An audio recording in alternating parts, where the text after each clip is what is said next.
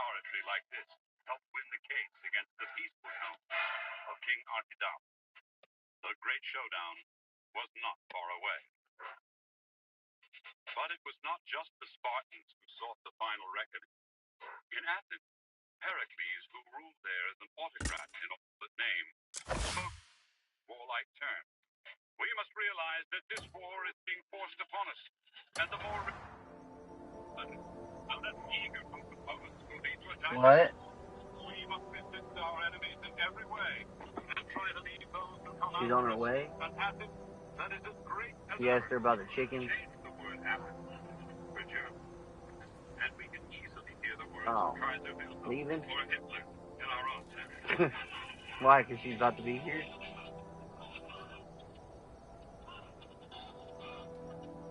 Oh, you gonna put your leg up? 435 years before Christ in Greek history. It's a dark hour. Oh, it was the start of what is called the Peloponnesian Wars. I mean, awful. I mean, the most awful wars. It's all about commerce. Athens become very, very rich.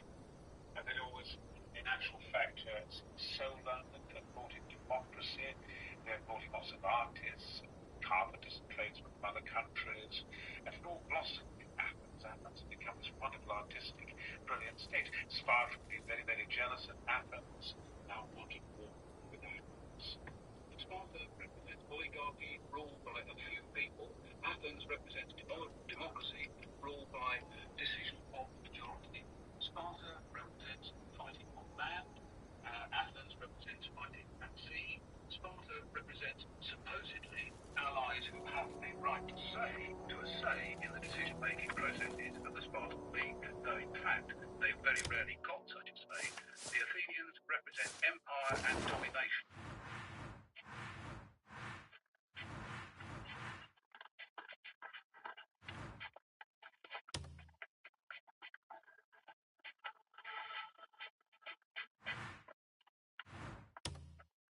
With the arrival of the long-awaited war, both sides prepared with gusto. In recent times, Athens had been growing in power and influence. In so doing, she had infringed the rights and liberties of many small states. It was Sparta which won the hearts and minds of the neutral states. The Greek historian Thucydides wrote at length of the build-up to the war. Nothing in their designs was on a small or mean scale. Both sides put everything into their war effort.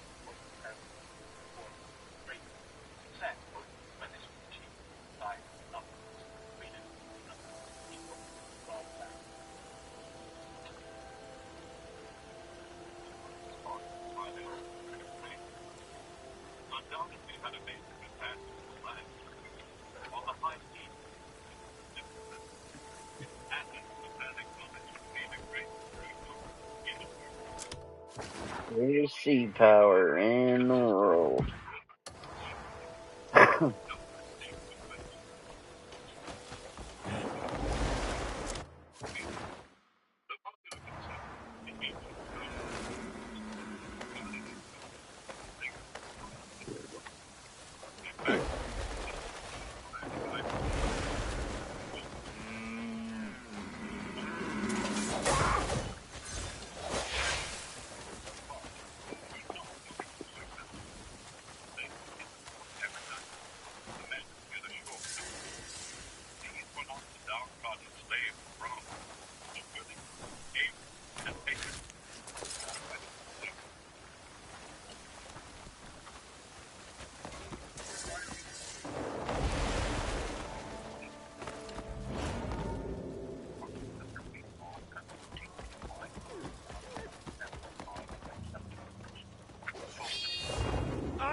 you!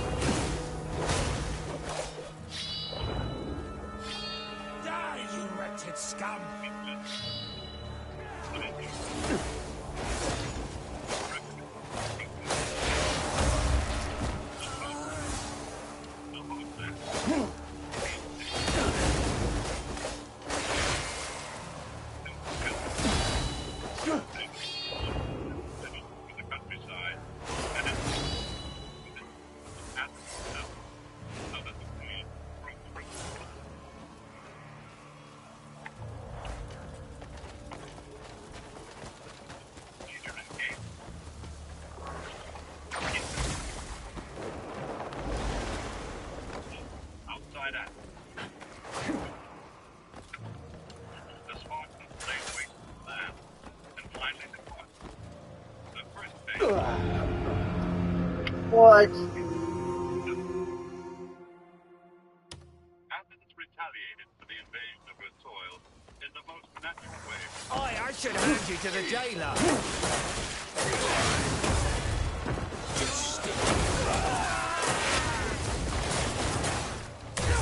Are you a fan of Orchester?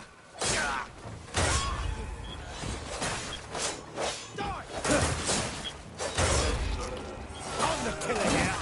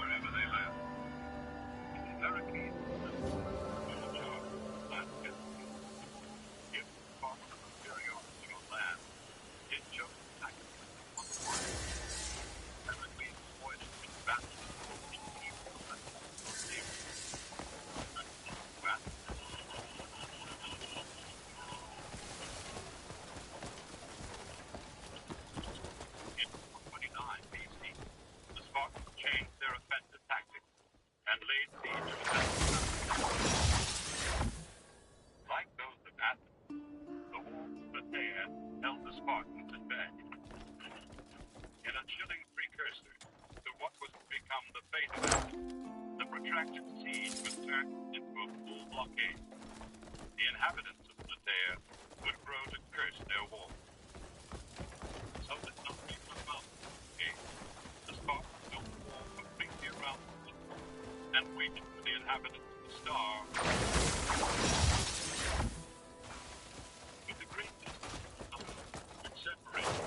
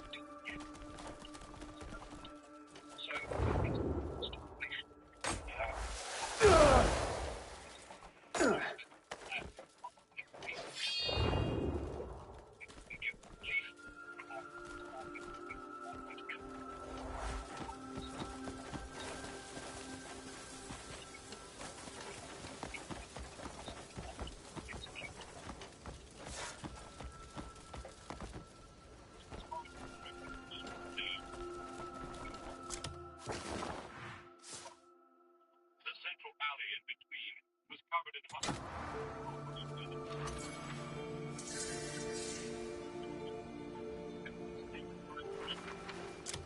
In a concentration camp, they too looked on great human suffering. From behind the wooded Frankfurt, the Spartans sallied in to attack. Plataea's fortifications held them at bay. But for how long? The Spartans then decided to build a mound against the city walls so that they could go over the top of the city walls. Plataea tried to counter this plot. First, they built up the walls and decided it would be better. Second, the city somewhat that it might collapse. Spartans having successfully stopped the Spartans in this, Spartans tried another tactic, which was to bring up siege weapons. Now, these in effect would be found, but the platoons managed to find shingled logs to frames or hung out in the city walls, and then swing logs down. They broke off the end of the battering rams. So the Spartans again have to stop, and they try a third and final active tactic, which is fire. They cover with a stone bridge and put it against the sides of the Plataean city wall and go inside the Plataean town and set fire to it. It's probably the successful attempt stage.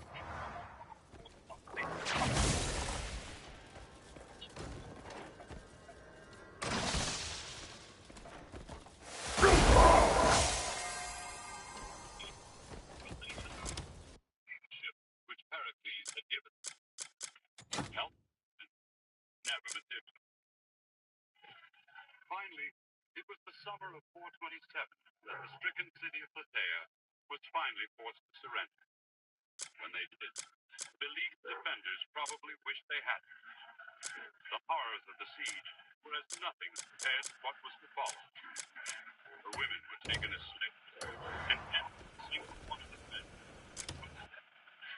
The city was later razed to the ground. It was badly battered by their allies, led to the sea. The Athenian navy was still proving just how effective it could be.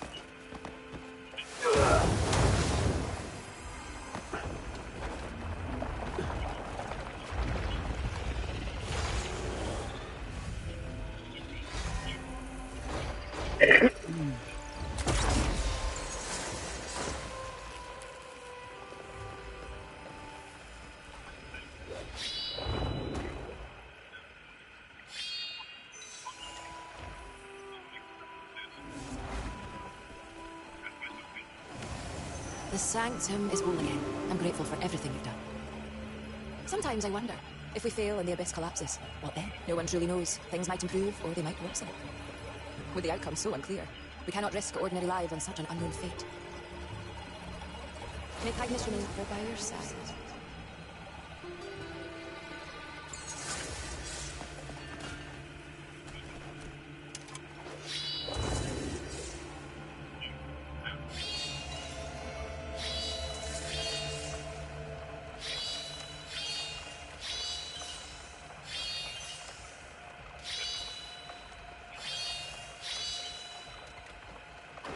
Voila.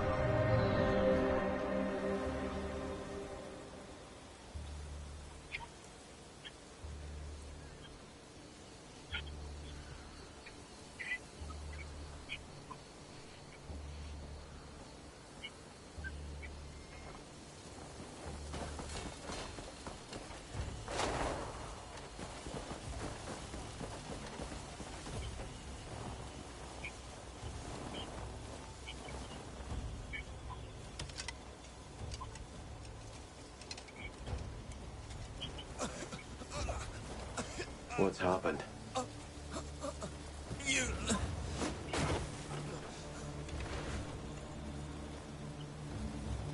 Careful. Up you get. Thank you. You're in bad shape. Quickly, we must defeat people, soldiers, and being slaughtered. I'll handle it. Please help me.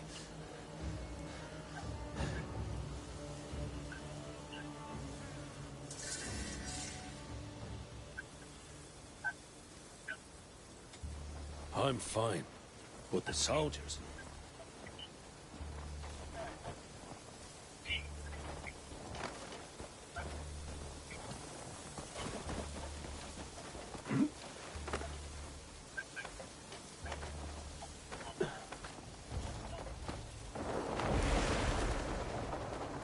I'm gonna ugly you up.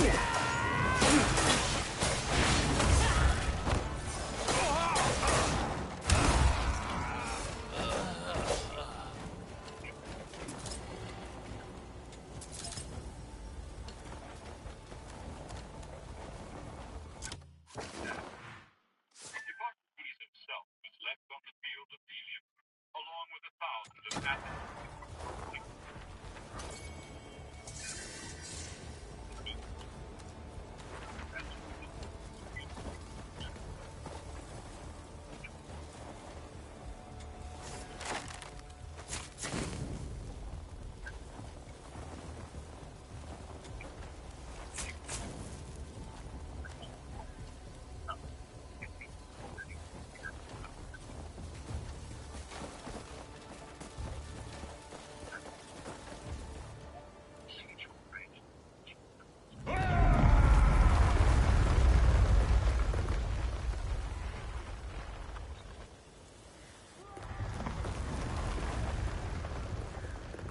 So close.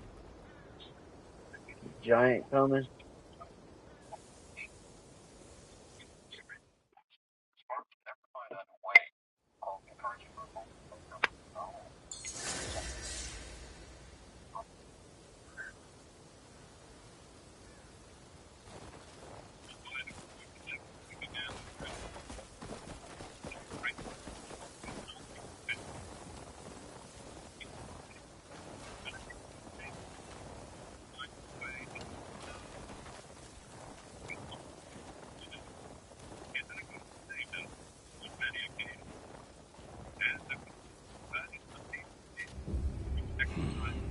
Another scavenger here to pick at the bones of my kingdom.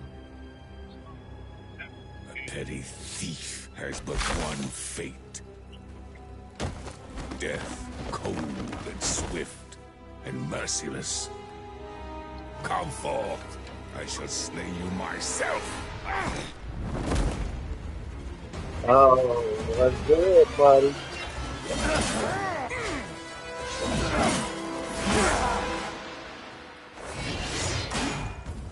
This price shall be paid for with your life.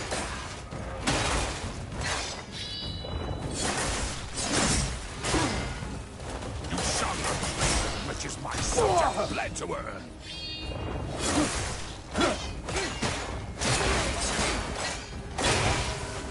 Do you not see the crown upon my head?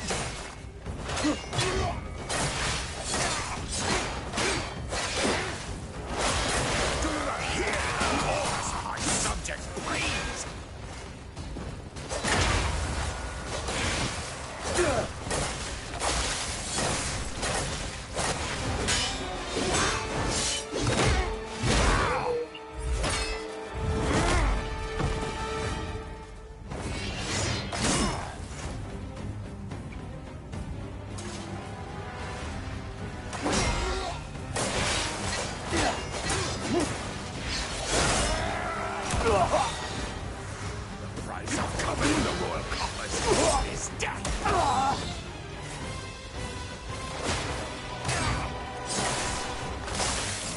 Such is the punishment for treason.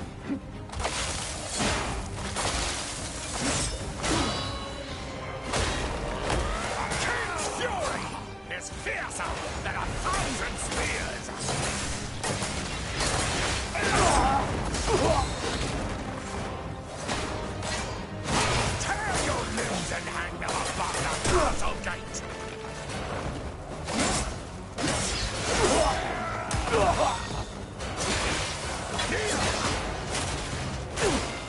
Come on, buddy.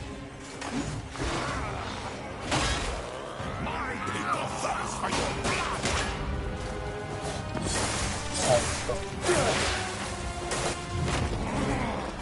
Again.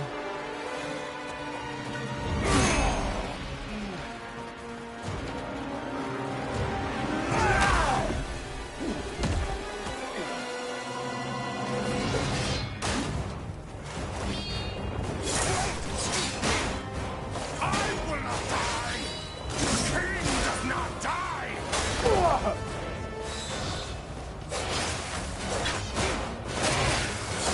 I am the Stag Lord! King! Eternal!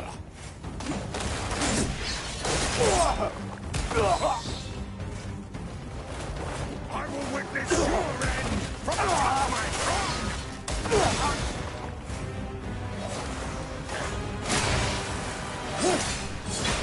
It's time for me to take your life!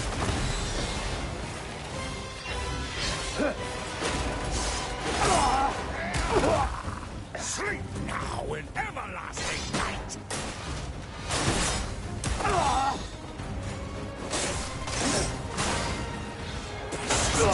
Rats!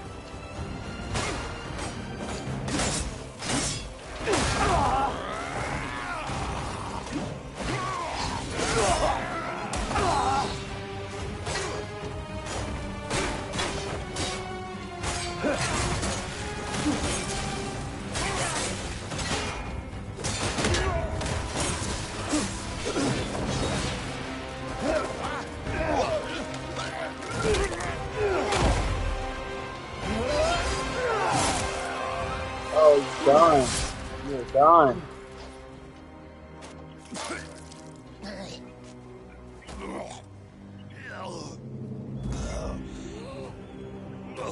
Look at that. Cannot be!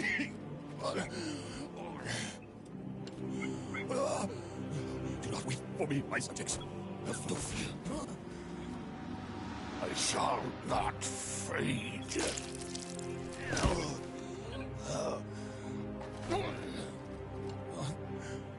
Until I build a glorious kingdom for you.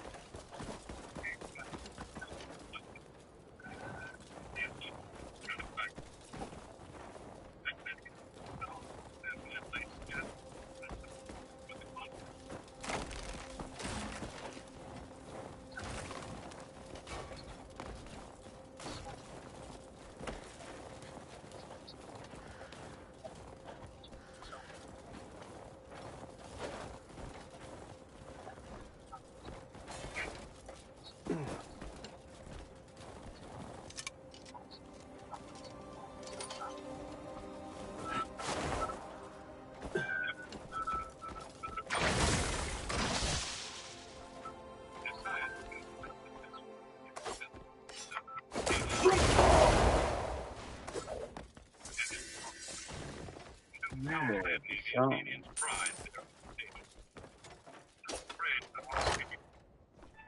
who ne'er faithful quit, Rubber their native coat city, of Valencia. the Massini's Vale.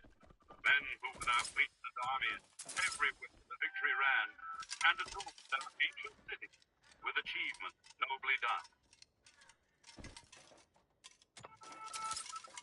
Matthias, however, bowed to the advice of his soothsayers when an eclipse of the moon darkened the night appointed for the escape. The time was inauspicious, but 3 weeks delay provided Syracuse with time to prepare for the final annihilation of the Athenian army. Gylippus, skillful commander, prepared a grand assault on the Athenian navy. Thucydides relates what happened next. The Syracuse went out with a fleet of 76 sail. The Athenians put out to meet them with 86 ships, came to close quarters, and engaged. The Syracuse and their allies first defeated the Athenian center, and then caught Eurymedon, the commander of the right wing, who was sailing out from the line more towards the land in order to surround the enemy in the hollow and recess of the harbor, and killed him and destroyed ships accompanying him. The Athenian attack suited the Syracusans in their heavier ships. They turned their vessels to meet the Athenians prow to prow, and the resulting collision crushed and damaged many of the enemy ships. The small breaking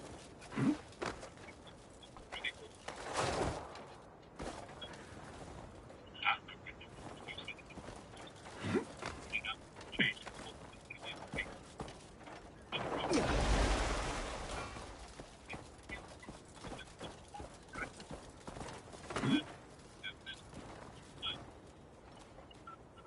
but Gylippus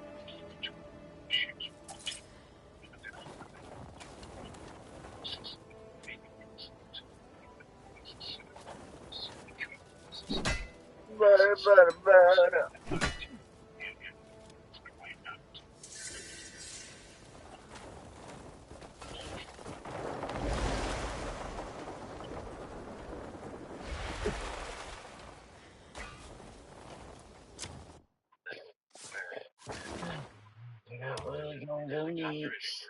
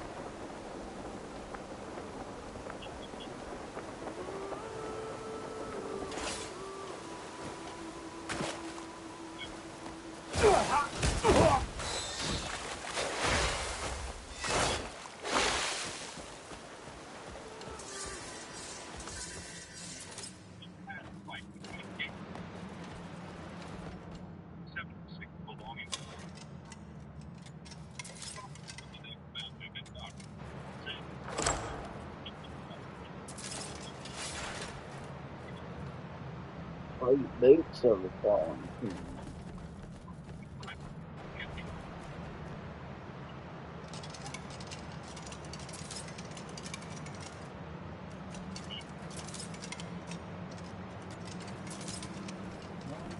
There's Attack was carried out.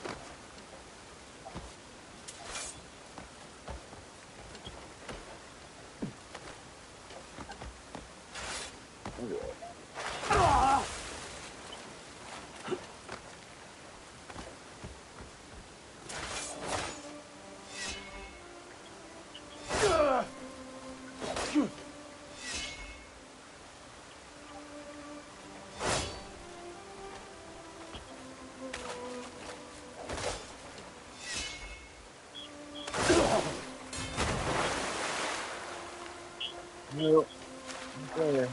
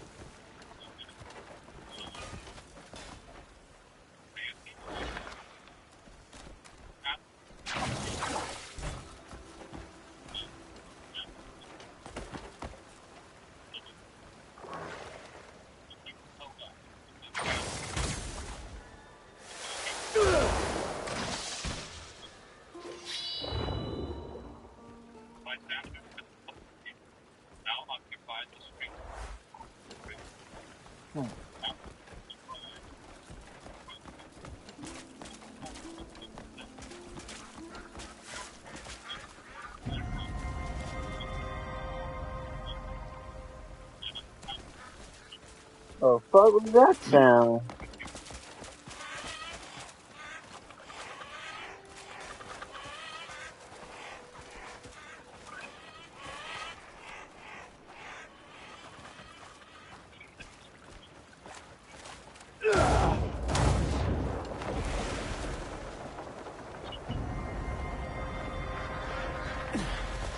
like,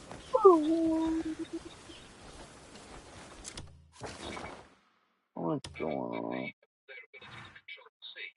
But now that their long walls were destroyed by the Spartans, they were unable to control the area between the Piraeus and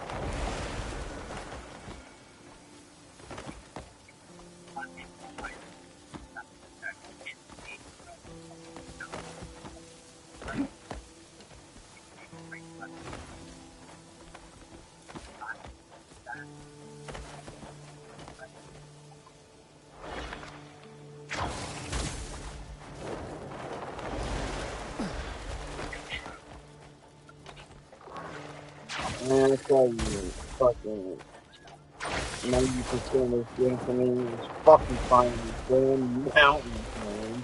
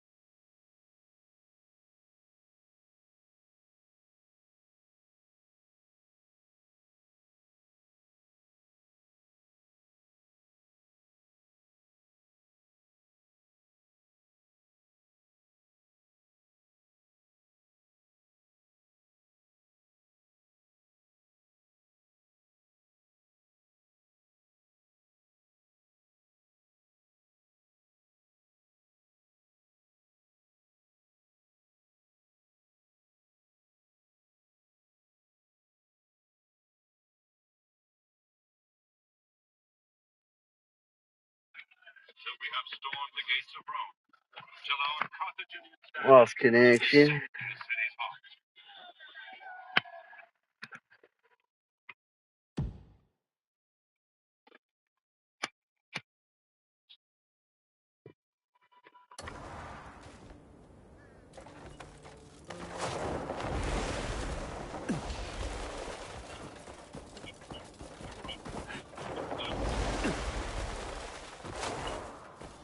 Rome always begun to scale the heights, but they would, and it is the victors who are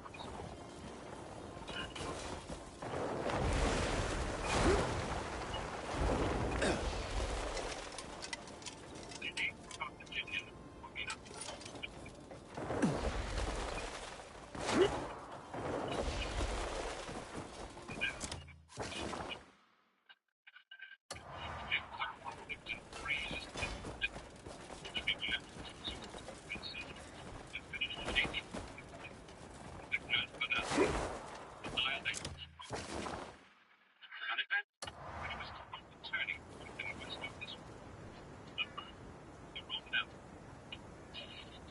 This was the last of the great struggle between the city-states, which characterized the ancient Rome established herself as the undisputed and unrivaled leader of the civilized world. As always, economic factors lay behind the causes of this. Carthage was the dominant trading capital. Rome had just begun her rise to prominence in Europe. As long as Carthage remained the principal player in Africa, an uneasy but peaceful relationship between the two cities.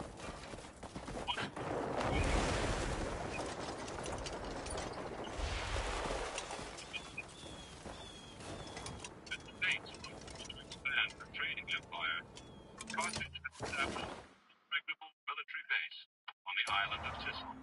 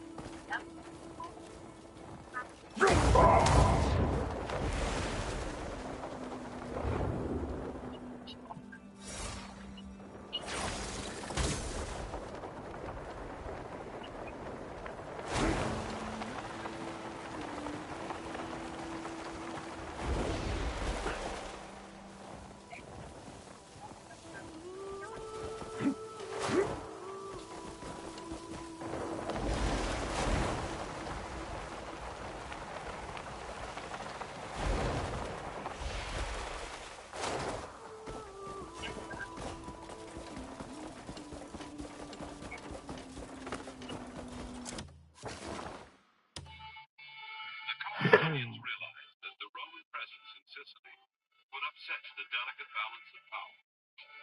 They immediately began a large-scale buildup of troops, mercenaries, to celebrate.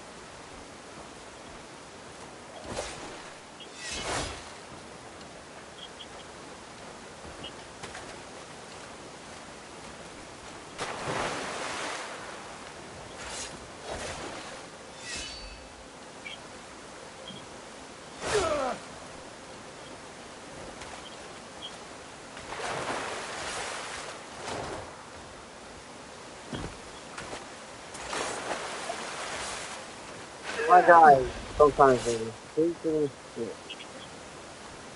That's good.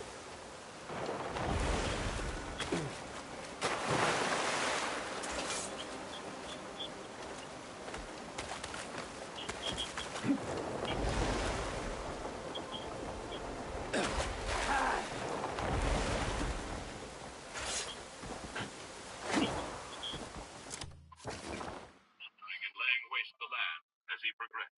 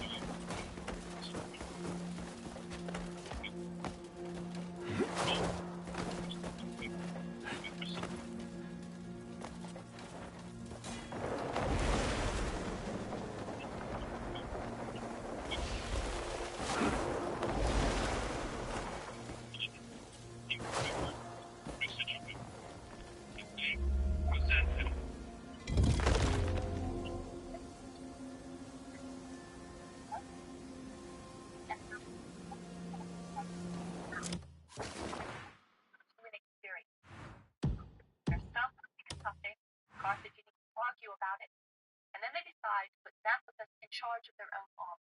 They're that desperate that they'll turn to a mercenary general. The Roman position in North Africa was in great shape, but despite the bright portent of an impending victory over the Carthaginians, the year 255 BC was to prove last in Roman history. To save themselves from a long siege and eventual defeat to the Carthaginians.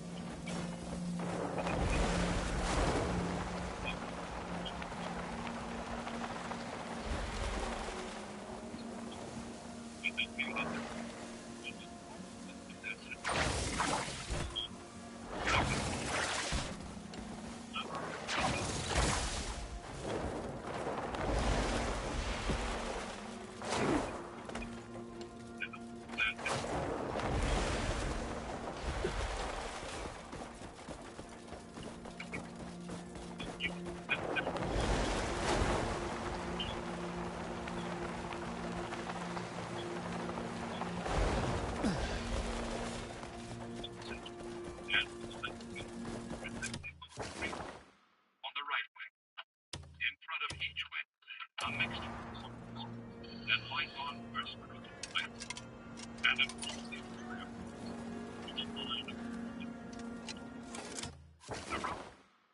to the sight of elephants in battle, were naturally nervous of these terrifying monsters. The nervous men deepened their lines, making them short, taking advantage of the pursuit.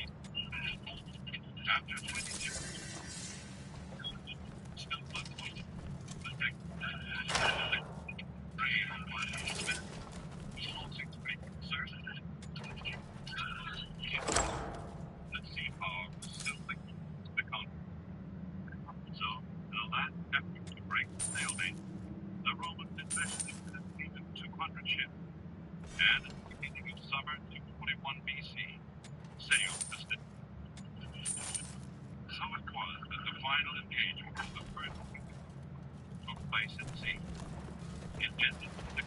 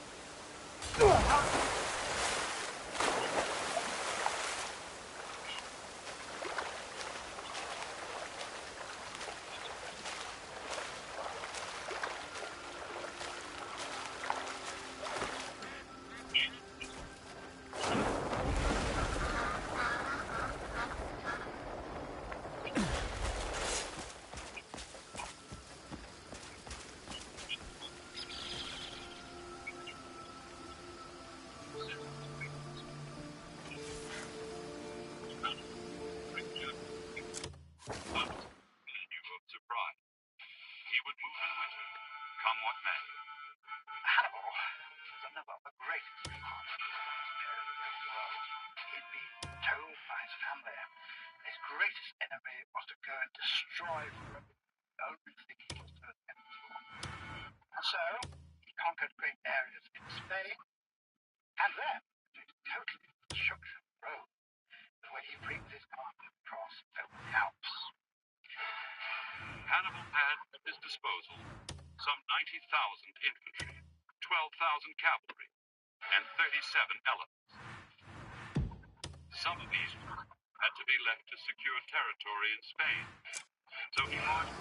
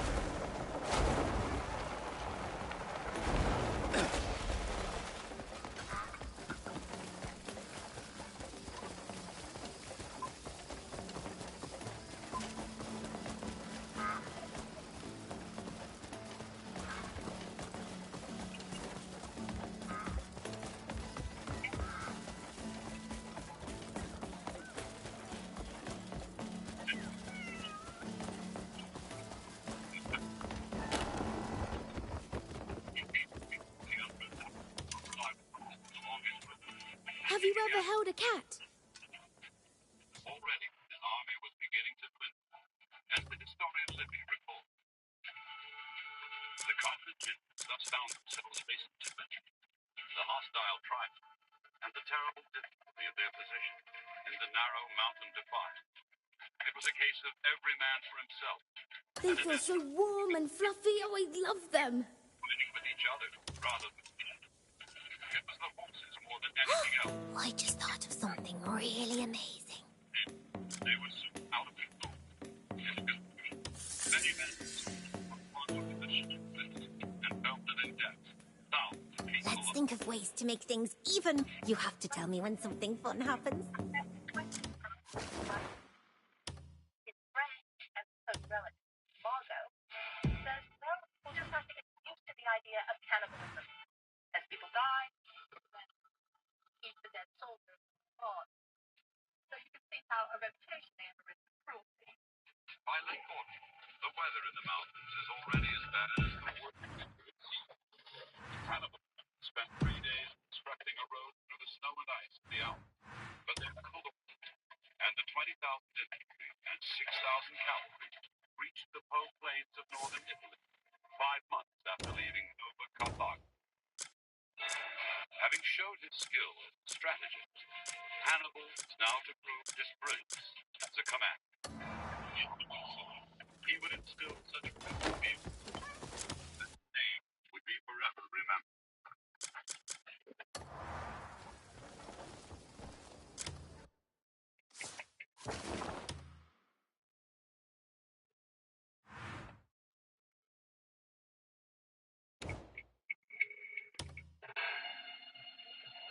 In the first of his major battles, the Italian campaign,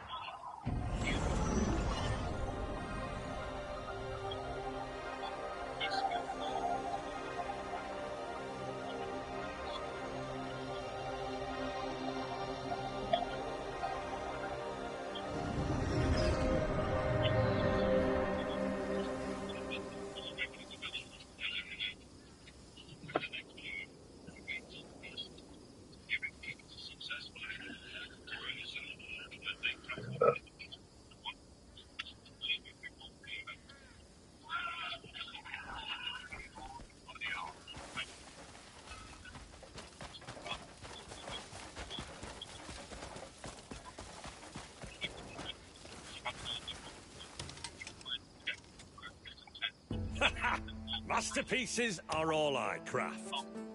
It's the beginning of the end. And try and blind them by any possible.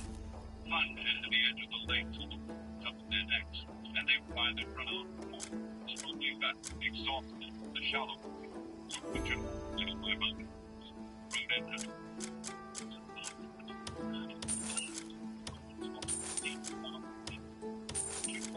taken.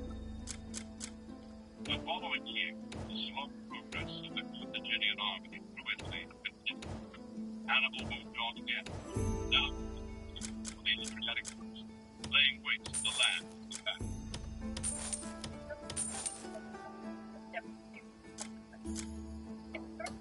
back. If you need gear, you come and find me. It is good to see you.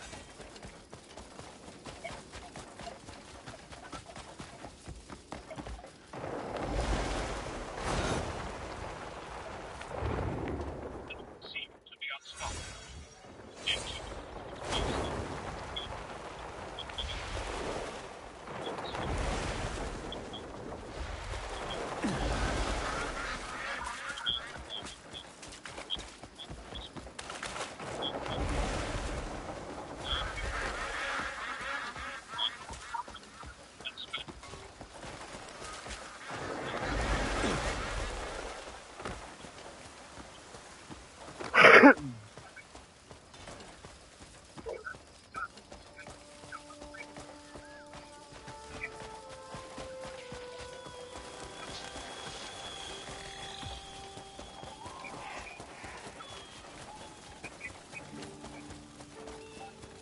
Thanks, Solomon. Been looking all over for you.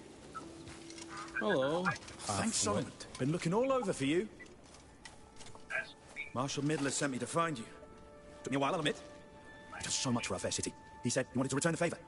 He had something specially commissioned from the sawmill, just for you. Should be finished by now, so go on, and keep them waiting. Under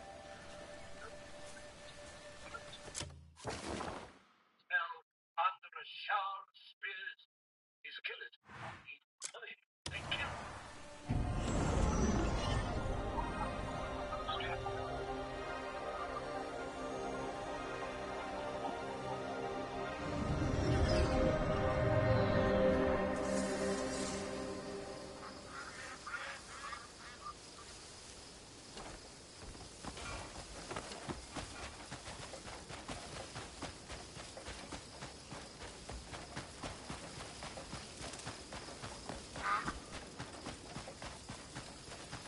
Of all the bloody times to run out of materials. Ah, perfect timing. House Midler's keen on crafting you something special for all your efforts.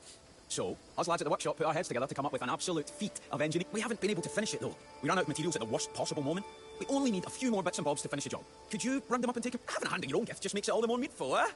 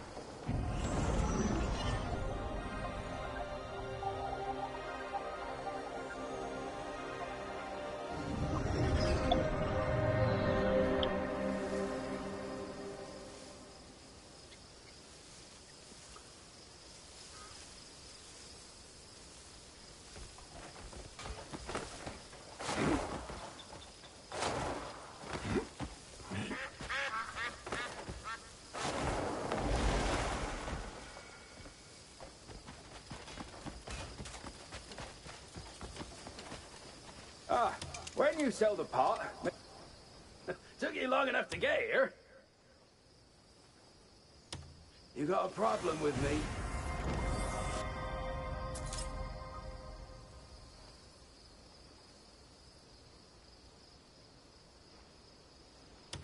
You got a problem with me?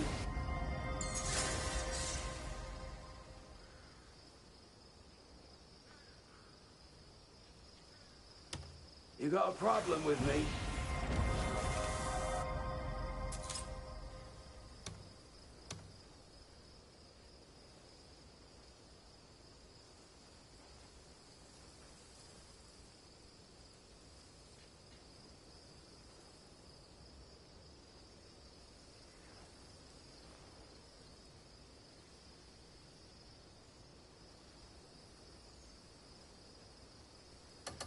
This kind of work isn't as easy as it looks.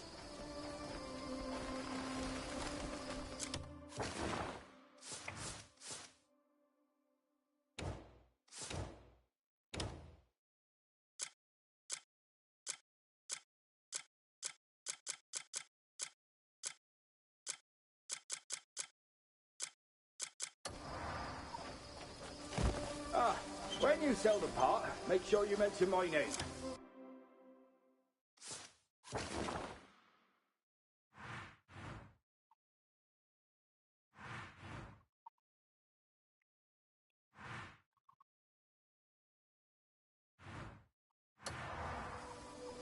A pot crafted by the great Grimnir, got it?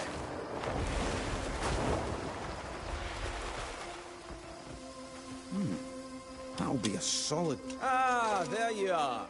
And it looks like you've brought our genius design to life at last. That cooler's fit to store raw ingredients, cooked meals, anything edible, really. The truth be told, I never felt I properly repaid you for fixing up our kiln. I spent some time thinking on how you can make the most of this cooler. I've jotted down a few tricks for you. Have a look whenever you've got a moment to spare.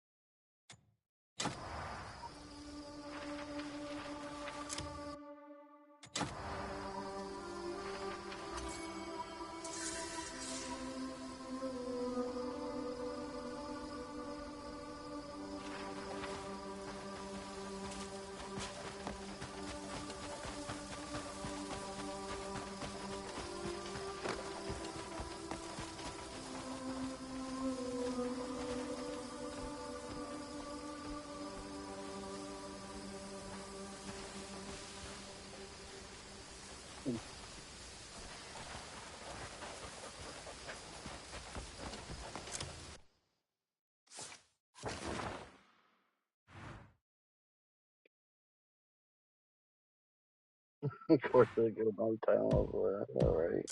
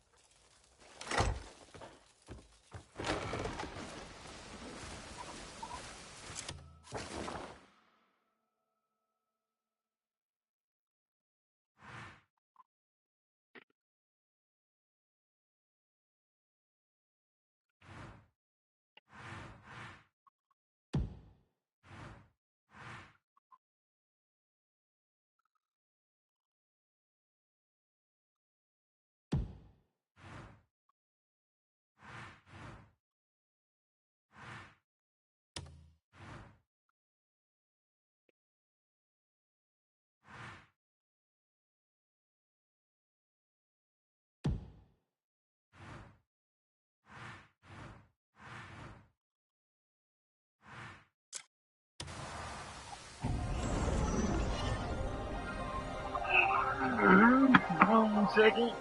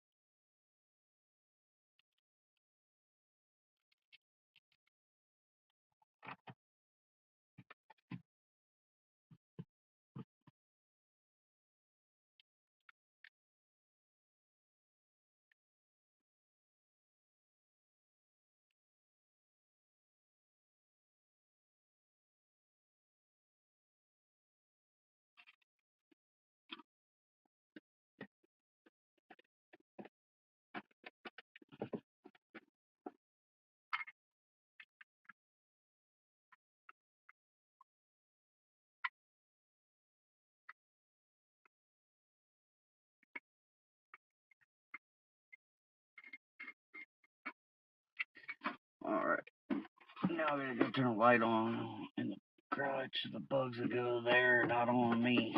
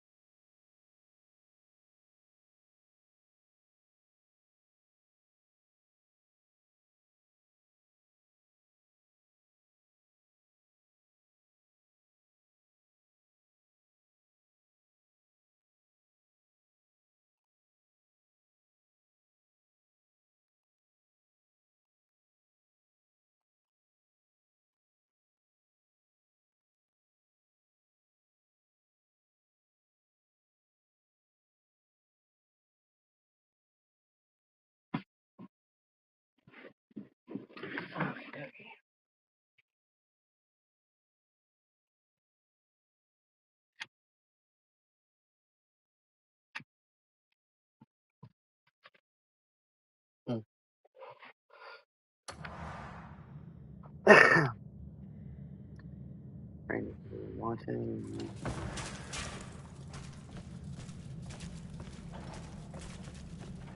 Whoa.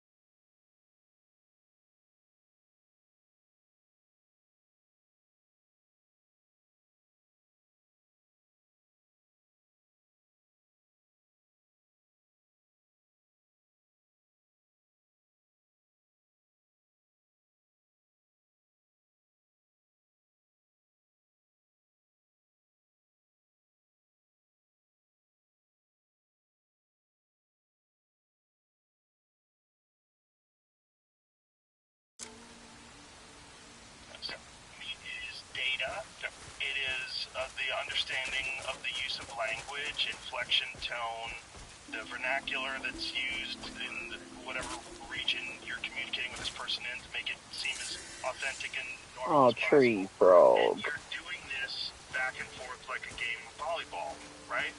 This is what language is and a conversation is.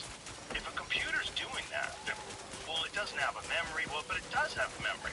Well, it doesn't have emotions. Is that what we are? Because if that's who we are, then that's all we are. Right? Because the only difference is emotion and maybe violence, like the need for sleep, the need for touch and love, the weird stuff that makes people, the emotional stuff. AI is pretty good at making people emotional. Let's teach you a lesson.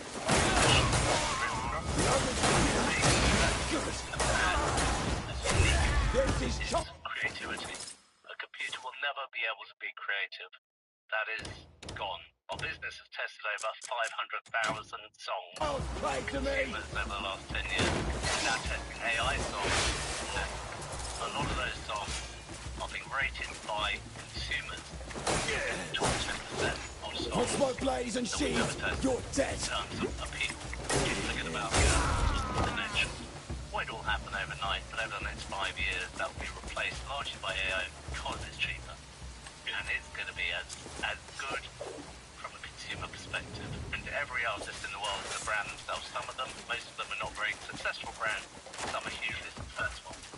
That is what you've got to trade on, and you have to build that connection, whether it's buying new technologies, reaching out, but you have to create that connection, because without that emotional connection, and incidentally we've done research this summer to show that only about 10% of music consumers actually care about the artist. There's something really wrong about using AI to just not right.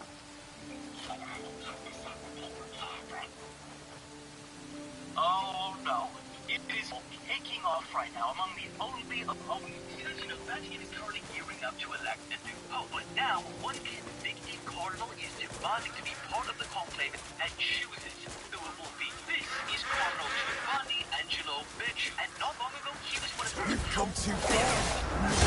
In 2023, Giovanni was convicted of embezzlement and had a 5.5-year prison sentence. In fact, he was the first ever cardinal to be convicted by himself, Giovanni must resign all the rights and privileges. The reason he's currently not in jail is because he sought to appeal, and apparently it's still under consideration, thus allowing him to continue living in an apartment in the Vatican. 2 years of consideration, huh? Anyway, despite this, Giovanni is now insisting that he does have the right to vote and be voted for. His argument as to why was invited into an official cardinal meeting in 2022, which he claims automatically reinstates his cardinal privileges. Oh, and just adding to the drama, 2 other cardinals previously found guilty of sexual abuse may also be attending pre-conclave discussions, although they are ineligible to vote due to age. Not the other part. Just turn it into the movie real quick. So the question is, should Giovanni be allowed to participate, or should his sins damn him to the voteless? Fuck this guy, right?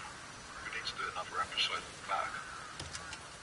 Breaking news, there has been a massive power outage today, Monday, April 28th, across Spain, Portugal, and parts of southern France. This has left millions stranded with no electricity, no internet, no transportation, public I transportation, barely managed to escape no way to from buy the food camp, or but call for help, there are still people left panic buying behind. at the grocery store and I know stocking up on it's essentials shameless to until ask, this but continues please, to last. help them. This map here shows you the areas that are affected and have no power in red, and as you can see, major cities like Madrid, Barcelona, Porto, and Lisbon are all currently without power. Officials are reporting that the cause of this major power grid outage is due to a rare atmospheric phenomenon. I find the timing of this incredibly odd, considering that Klaus Schwab, the founder of the WEF, was out in the position just like a week of few days ago and gave us this very warning last year. A insufficient attention to the frightening scenario of cyber attack, which will be completely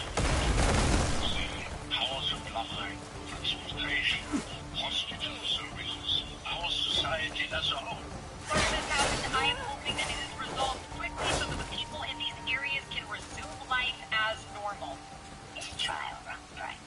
Well, I think it's anything to worry about.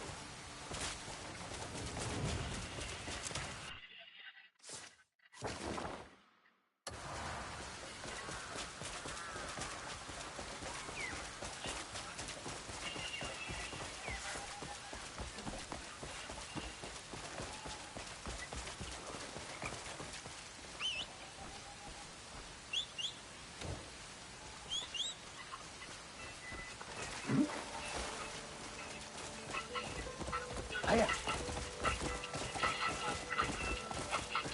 Yeah.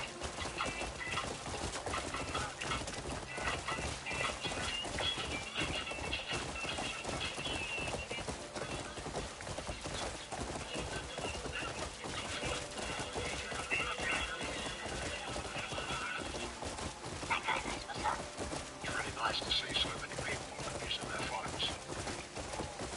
Did you see that guy who removed people's phones from their hands? He took photos of people and then CGI'd the phones out. Oh, there we go. Oh, wow.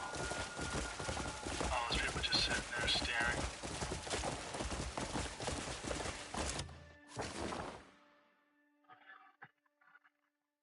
Imagine if there was a drug that made you stare at your hand for 6 hours a day. You'd be like, keep me the fuck away from that drug. But that's what your phone's doing.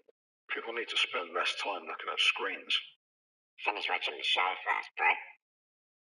So apparently there was a lull or something in the Google Earth of not locking out areas of Area 51 from Google Earth, and people were able to capture this image of this giant, tall, black triangle building. It's so creepy. Oh, this is wild. So I was asking ChatGPT about it. I'm like, hey, were there pictures taken? Like, yeah, people were able to take pictures. I asked to see the pictures. And I understand your interest in seeing an image of the taller triangle structure at Area 51. However, due to the highly classified nature of Area 51, the restrictions on satellite imagery, there's no publicly available images of such structure. Although, yeah, that's kind of crazy. Very simple. My thought is, beaten cur!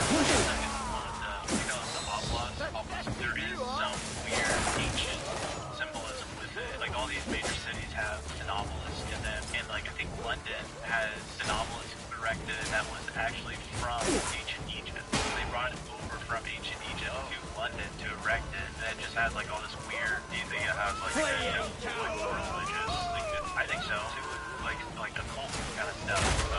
Yeah, scholars believe that all this represented eternity and mortality.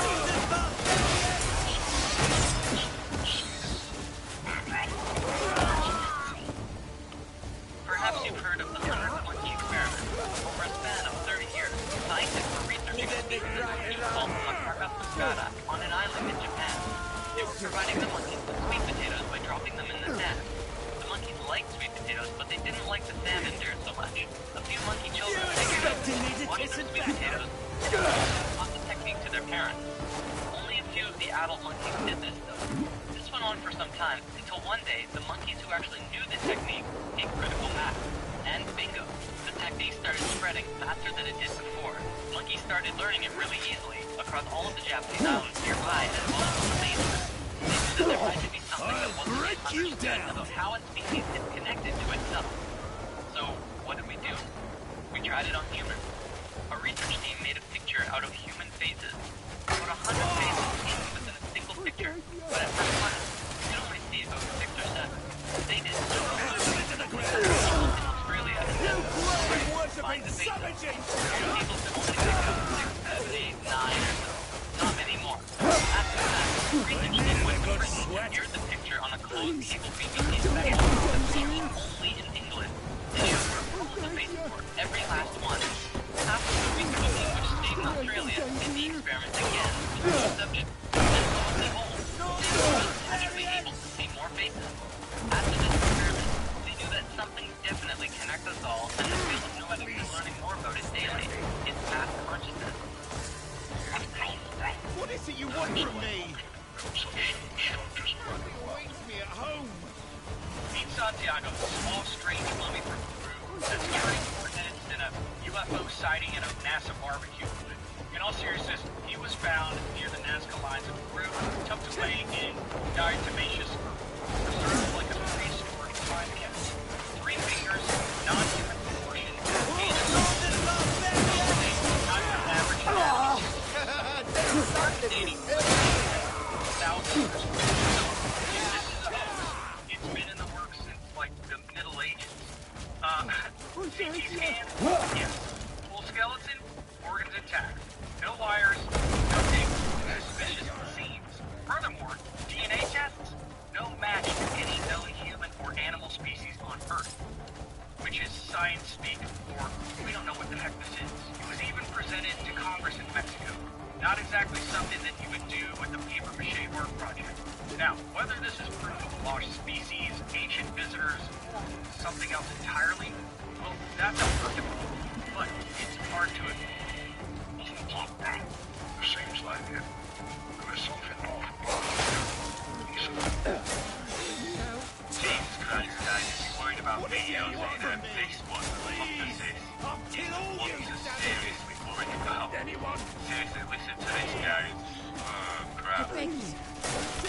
For certain that Apophis on Friday the 13th, April 2029, will get close enough to Earth that will dip below Earth's communication satellites. It'll be the biggest, closest thing ever to come near Earth. Communication satellites are geosynchronous orbit. It's about 23,000 miles up. This will come in at 18,000 miles. There is an interval range where if it threads that keyhole, we call it a keyhole, it's a 600-mile, about 600 miles, several hundred mile range. If its orbit goes through that range, Earth's gravity will be just right. Or rather, just wrong. You need to kiss it back. So that it will hit us 7 years later.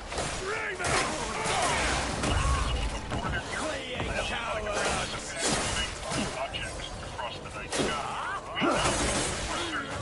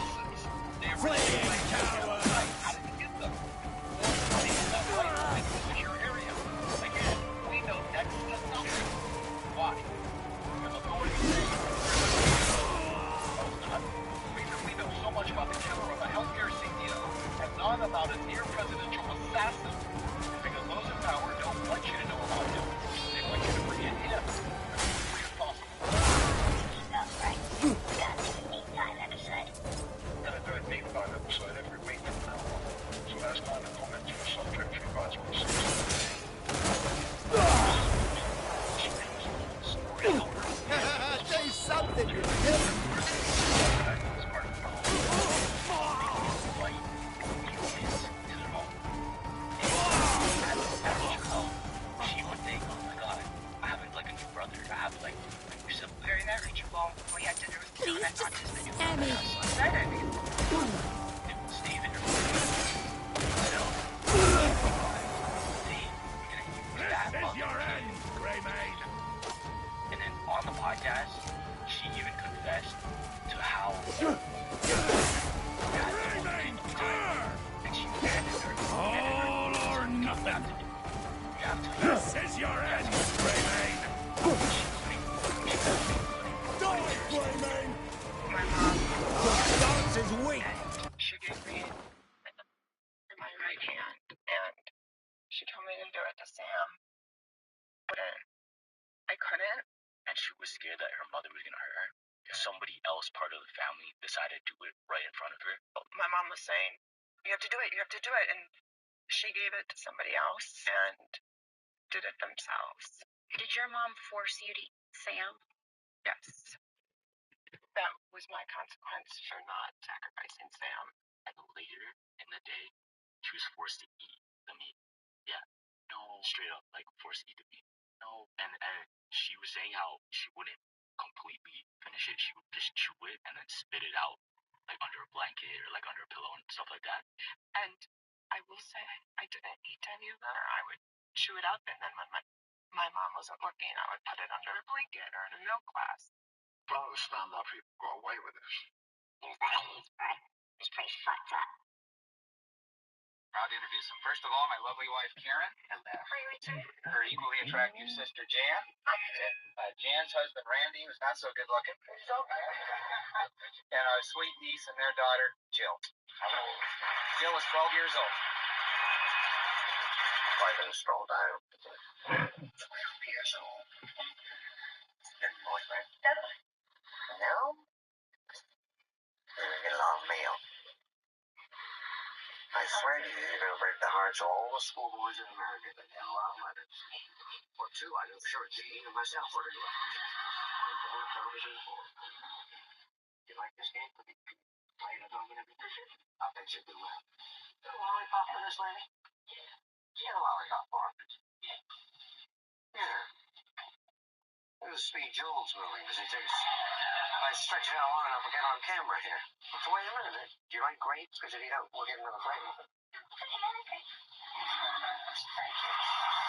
You think I'm silly wasting time, don't you, with 12-year-old girls? About 8 years from now, I might get a call. I'll be in the motions, I should retire, but no. Let's say fuck. Yeah, that was fucked up. How was that guy just standing there while he was crawling over his head? There's still threats of legal things these days about whether the ship that was so close to us was the Californian or not. I mean, I saw that ship terribly close. And the other thing I'm saying is that I didn't see a ship 19 miles away. I saw a ship that was so close, and they said at the time it was less than 9 miles away. Now they're trying to say it was 19. I saw it. You know, it wasn't just lights on the horizon. You could see it was a ship. And I saw our rockets being fired, which that ship must have seen. Well, the inquiry says that they did see it, but it was danger, but I was looking at that thing. Rockets must be trouble. I entirely agree with my dear Dr. Bellard's words. He said the whole thing was a tribute to men's arrogance. And I agree with that. The fact that being so arrogant is to prove something and claim that it is undestroyable, if you like. This is the most arrogant to say. And as I say, all these kind of things and it's because there was no one need for anyone to die. No one should have died. And the other one should have all died. And it's moved. Or nothing. But it's quite right. That is what I saw. That is what I remember. And there are hardly any of us now to share this memory. I'm the only living survivor now. I can remember and get about, so to speak. I don't think there's anyone that can really tell the whole story of it. Except myself. It was J.P. Morgan, right? They'll get rid of anyone who opposed the Federal Reserve. Remember, this is for entertainment purposes only. This underwater speaker is playing a song that's bringing coral reefs back to life. Can you guess what song it is? So basically, healthy coral reefs are full of sounds from all the wonderful marine life in them. And these sounds attract young fish and coral larvae. But when reefs are damaged, they go silent. So scientists worked out that if they played the sounds of healthy reefs near damaged ones, it actually tricked fish and coral larvae into returning to these areas. And it actually worked. In the Caribbean, they placed coral larvae on underwater speakers playing reef sounds, compared it to a control group nearby with no sound. They found that coral exposed to healthy reef sounds settled 70% more often, and in some spots up to 700% more. Coral reefs are among the most biodiverse habitats on the planet. But over the last 30 years, 25% of them have vanished and many more are in poor health. So simple solutions like this could help us initiate and accelerate reef recoveries. There's a lot we don't know about sound, right? But we'll have to save that for next time. Hold on, Till, we're gonna do the giveaway. Leave a comment for a chance to win in the next episode. Oh, fuck. Shit gets weird. Shit gets weird.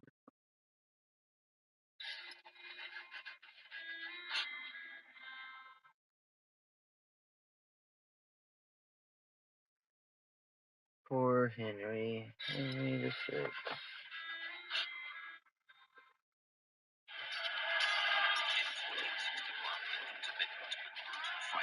Characterized with the Wars of the Roses, was 5 years old. During that time, upper hand in the struggle gained and lost by both sides. Now,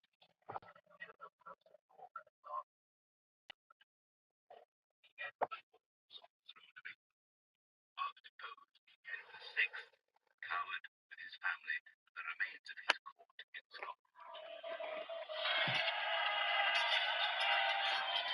Bloody battle of Houghton, disaster, and Gascony. The House of Magnus was okay.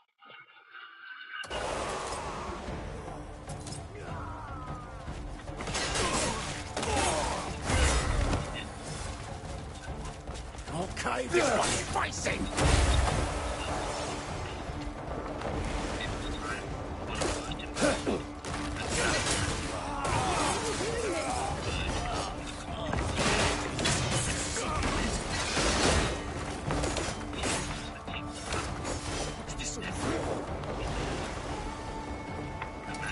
You come too far, naughty bird! Die, bastards!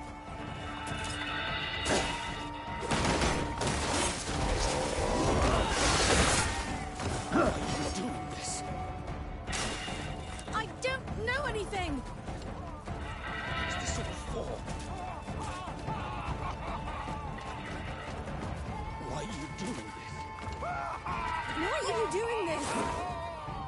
What's this all for? I don't know anything! Why are you doing this?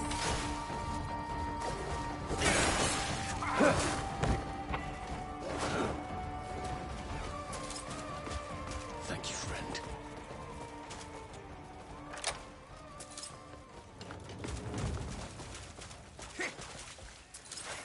My kin wait for me! There's no honor in this. Still breathing? I'll fix it. Family. Family awaits me at home.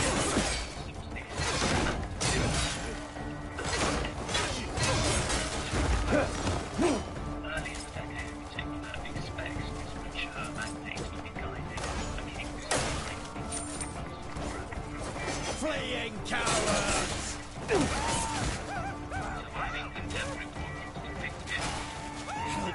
Please!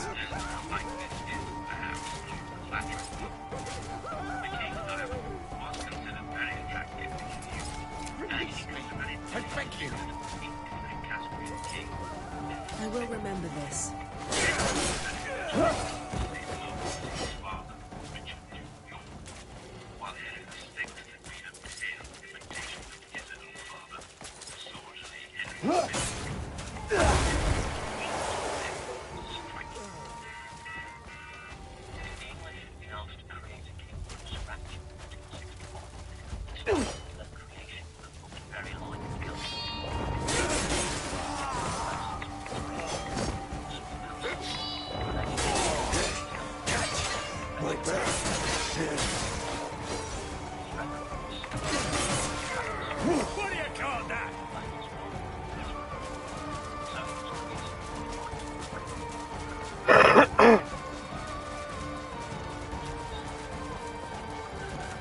Let's see how you fare.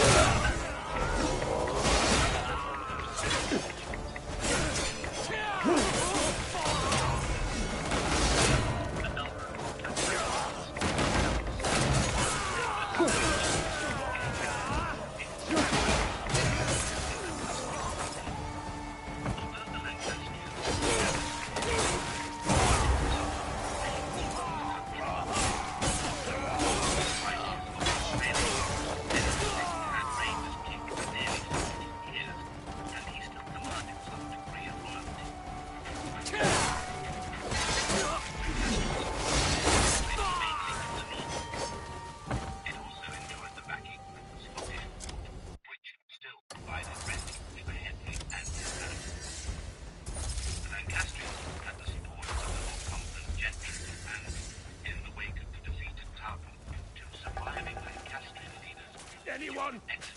Please!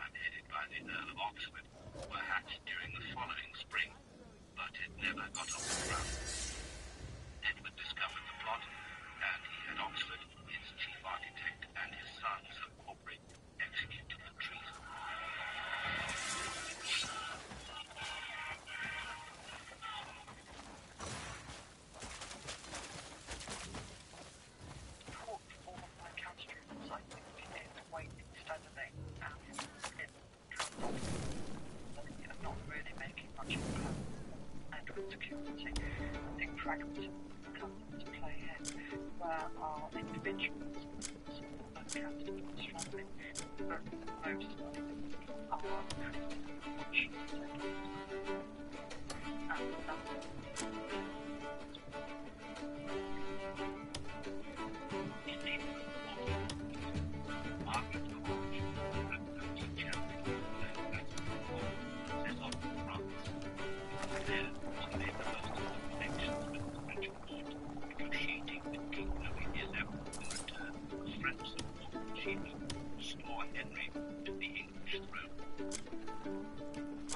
strongly, but most are pretty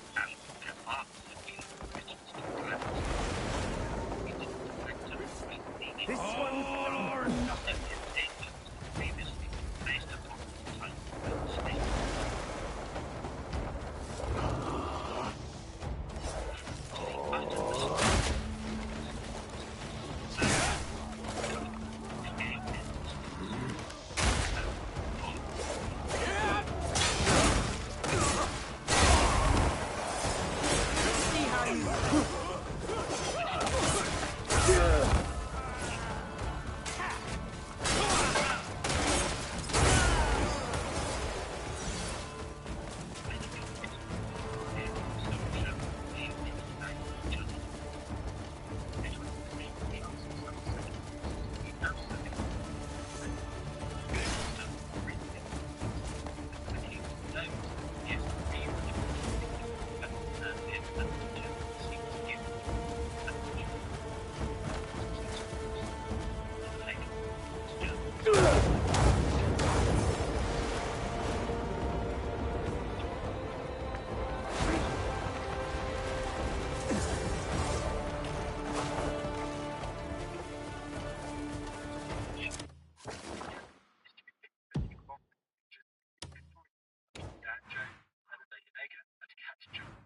only that, but we have a rich library of audio documentaries covering every period of history through our network of podcasts.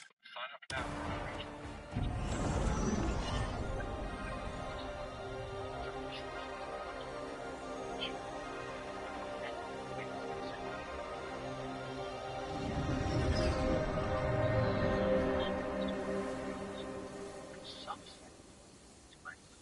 And why are we still fighting? We might as well give in too. But at the same time, Edward's ego was probably at work. He probably thought that a dazzling smile, an arm round the shoulder,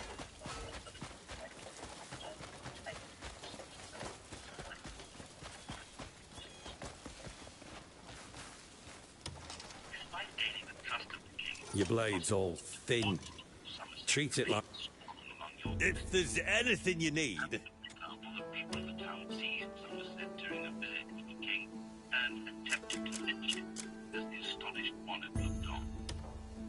Then, looking at the concerned Edmund, that he could no longer continue to keep Somerset so close to him. With a due term protection, he was dispatched to Wales, where, away from the king's influence, it was not long before he showed his true limits. William Gregory reported that the same year, about Christmas, that false Duke of Somerset, without leave of the king, stole out of Wales with a private convoy to Newcastle. In the way thither, he was noticed, but he escaped away in his shirt and barefoot. But when his men knew that he was linked with his false treason was discovered, his men stopped from the castle, straight at him. Some of them taking the Somerset and turned away. And then the king had knowledge of Paul's disposition. This false Duke of Somerset.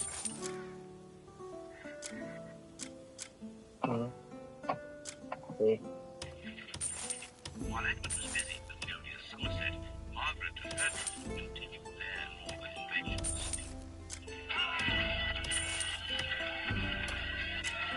Despite Warwick protected against the Alias Windsor, the Lancastrians were still strong enough that they sieged the northern capital during the 14th.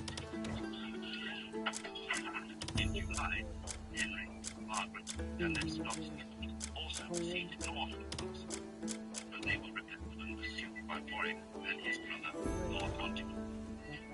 Disturbed by these, If you need gear, you come and Yeah. find me. What? That was a fucked up movie? What was so fucked up?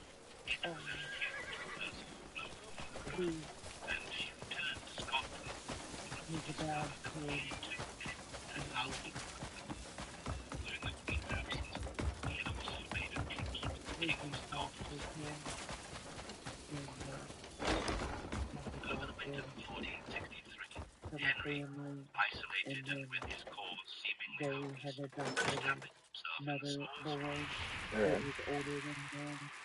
I don't know, 5, 8 years older than him. Edward's They forces weren't finally met related, and but defeated they Henry's were army brothers. at the Battle of Hexham. And the brother It went was to there college. that Edward also caught up with the renegade Duke of Somerset. This time, there was no They were future really distance. close because they knew they had each other, The king had Somerset and his followers beheaded But for they their were sins. like, gonna come back and get you, and we'll live together, and, It's not the true the last straw. Yeah, the but parents a number of catastrophic sat down died two as a and result of one that. day and told Given him that the that longer his anyone brother can stay in power, died, he committed the more suicide he at will school. accept any So victory his in whole, going to contribute to that. teenage years, he got in trouble and After the Battle of was Exeter, acting out Bamborough and, Castle breaking also the law fell, and stuff. and Henry VI got a sorry Eh, figure that he wandered mostly around the yeah, coast, trying to avoid hot. Edward's court attention now turned to perhaps more pleasant, but Like where certainly no less rotate, With their Fiji? yeah, and He was, look like without doubt, city. the Anyway, most the elegant judge bachelor was in gonna Europe. The people of England send were him to keen to jail hear British because heirs he, to the throne, been in there for hinting at the 30, prospect of 30 any years. future Yeah. appointment of And the judge made talk of the talked the judge therefore, into about marriage. letting him go work in the nursing home. Like get his life together and Edward's miracle learned that he wasn't the purest, but he wanted to be known one. Only by staying strong can we see this. Oh Have a minute god, to where speak was with he you. going to the old people? Already had illegitimate children, was determined to make his own choice. To worry about the was fucked up when I first got there because he they were secretly like married the everyone that widow worked of there was Sir like John they're not Grey, allowed on the fourth the floor. beautiful Well, in Elizabeth the Woodville. middle of the night, you could hear Sir screaming. John Grey had died So, fighting at St Albans in 1461 on the side of the Lancastrians. he broke into the fourth floor, and there was We a can bunch of explain people Edward's like marriage in one short word. Lust. pissing, It had shitting numerous on mistresses, themselves and but Elizabeth rolling, and Woodville appears to have they avoided were putting like a herself to bunch of that list. TVs turned on So real the loud, story and they goes, were all real even skinny after and Edward had exhausted his apparent nasty limits, and Edward's old, mistress and stubborn techniques, she still put him down, he's like, what the fuck even is when he going was on up about to there? And threaten. then Edward he knew got that in he was trouble because he wasn't why supposed to be else on the would fourth kept floor. snoring in his marriage And secret? anyway, there was one lady Absolutely. who was nice to him and told him, It's easy to quote Max, you gotta get out of here. This place ain't right. Leave. And then the next day, he killed himself in front of them, threw himself out of the window and landed on the wrought iron gate in front of them. And then, so he started trying to figure out what to do. She's like, I can't tell you now, I'll tell you later. I'll tell you tomorrow. Well, tomorrow he killed himself. So he never found out. So he tried to start talking to everybody to figure out, not everybody, a couple of people. Yeah. Anyway, they were all in on it. Everybody. The guy upstairs, who looked like he was 100 and something years old, was his brother. What? And they were How did his brother taking get so old? they were taking their essence. That's what they called it, their essence. And drinking it. And everybody in the nursing home was like 100, 128. The workers, were over 100 years old because they had been taking everybody's essence and giving it to Eva or something, some deity, praising her. And basically the fountain of youth. So they did it to him. They wanted to take his essence? They did? And then his brother, who was 100, looked like he was 100. He wasn't, but Oh, so they took it from his brother. yeah, his brother was upstairs on that fourth floor, like dead, half dead, but they took it from what's his name, and they strapped him down and took it. And when they take it from you, you can't. It's like you're 100. You can't move. You can't walk. Right. You can't talk. You can hardly keep your eyes open. And they're taking your life force, Mm-hmm. So the brother that was up there took a wire off of the wheelchair and went to every person in that room and stabbed them in their eye, their right eye, and drained them for their essence. kill everybody, and then did himself the whole room, and made what's his name drink it, and he Got it. got it tenfold and killed everybody. Went, I mean, like berserk, Perhaps a and marriage to killed foreign everybody princes in abroad. there. Perhaps even And marriages to Edward's own younger brothers. Edward yeah, it was fucked up. So Yeah. Warwick had no one Funny to how marry they his keep daughters making to. movies like that, ain't it? Worse, They tell you caught it's in plain their sight. Yeah. little girls flaunting their new husbands. For Oh, Warwick, their eyeballs, huh? Their right eye. There's a gland behind their right eye. Wow. power base around the king. Yeah, it's not. It was a good movie. It's not bad at all. But I just couldn't believe how fucked up. In the summer of 1465, the fugitive Henry VI was finally captured in Why did his parents want him to go there? Was his parents in on it? Because they were like, what, make him go there because they already did his brother? waiting for an opportunity to rekindle Lancastrian support.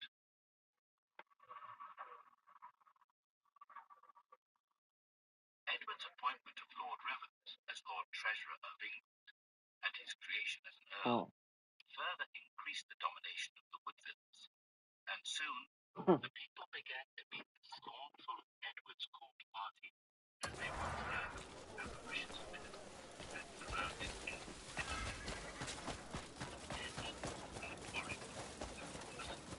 An uneasy atmosphere of mistrust began to dominate the court. Though the Lancastrian threat seemed far off, the people expected that individuals began to take an interest in the old court by sending Queen Margaret messages of support. By May 1467, Edward had become distinctly tired of the Neville family, and he decided to act. Warwick's brother was dismissed from his position as Lord Chancellor. The rift widened further the following year, when, at the height of Warwick's careful negotiations for peace with France, Edward married off his sister Margaret to the Duke of Burgundy. The marriage was disastrous for Warwick's ambassadorial plans, as it allied England to France's closest enemy. For Warwick, Looking for anyone specific? his patience with the king was at an end.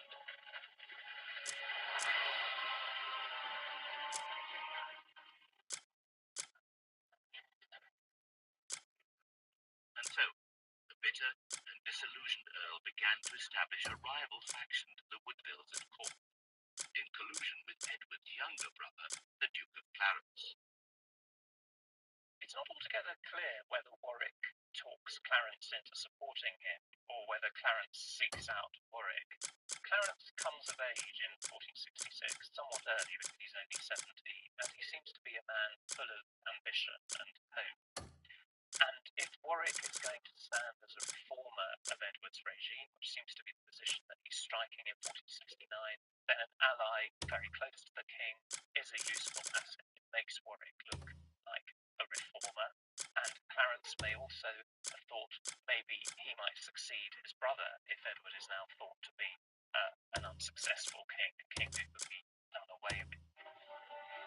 To seal their new alliance, Warwick planned a marriage between Clarence and his own daughter, Lady Isabel, and they all sailed to Calais, from where they planned to hatch a plot against the king.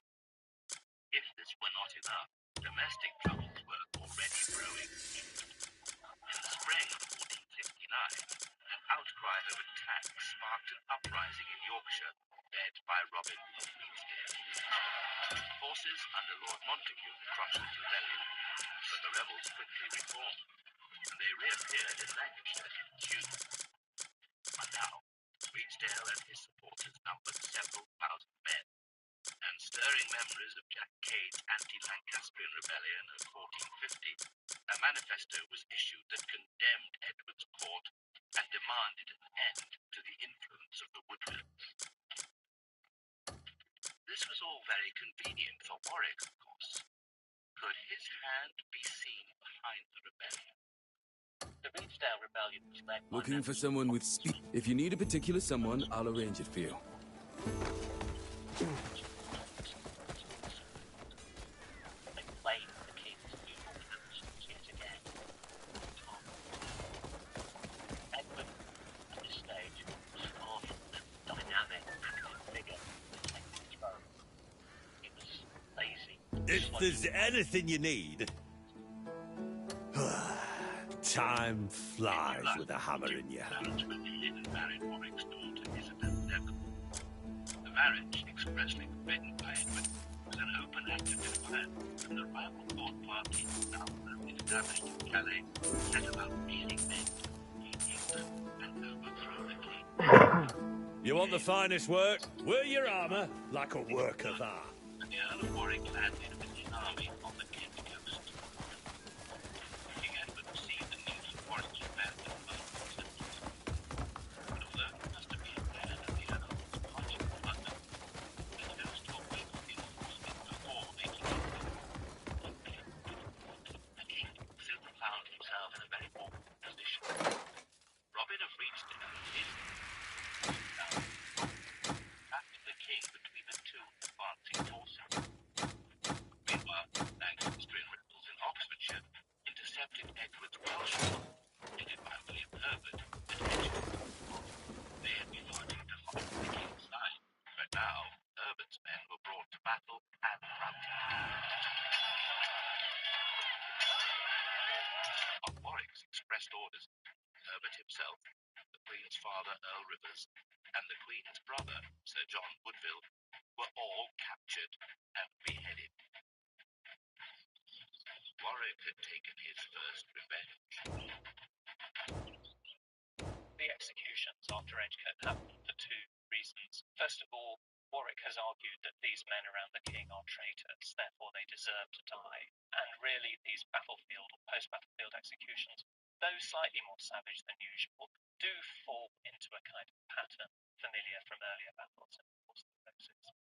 The second reason is that these are men who are never going to forgive Warwick and never going to work with him in the future. The one thing that opponents of the crown must have learned from the conflicts under Henry VI was that you had to have your men around the king in the household, and Warwick is not going to have a group of men who are inimical to him surviving this conflict because they will get him. On hearing the news of the defeat at Edgecote, Edward's men began to desert in droves, and for the first time in his life, military defeat was staring the king full in the face. Chose eventually to fight south. It was captured and fined many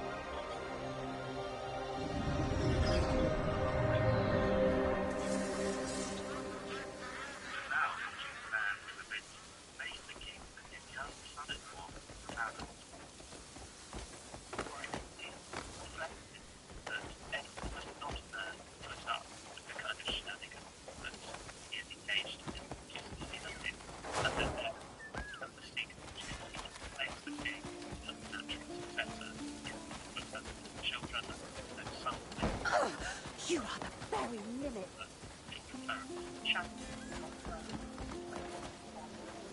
Ah, when you sell the pot, took you long enough to get here.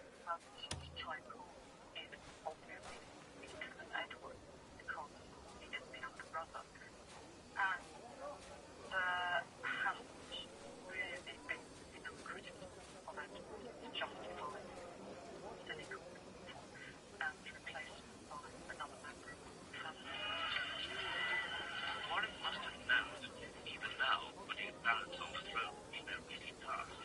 A fact that was confirmed by the looting and rioting that broke out when the news of Edward's confinement became public.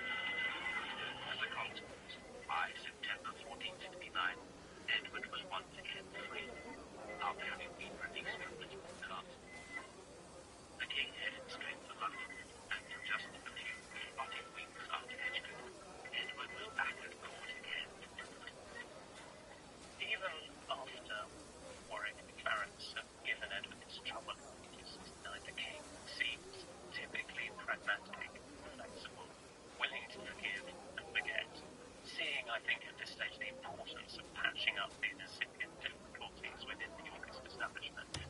You got a problem with me?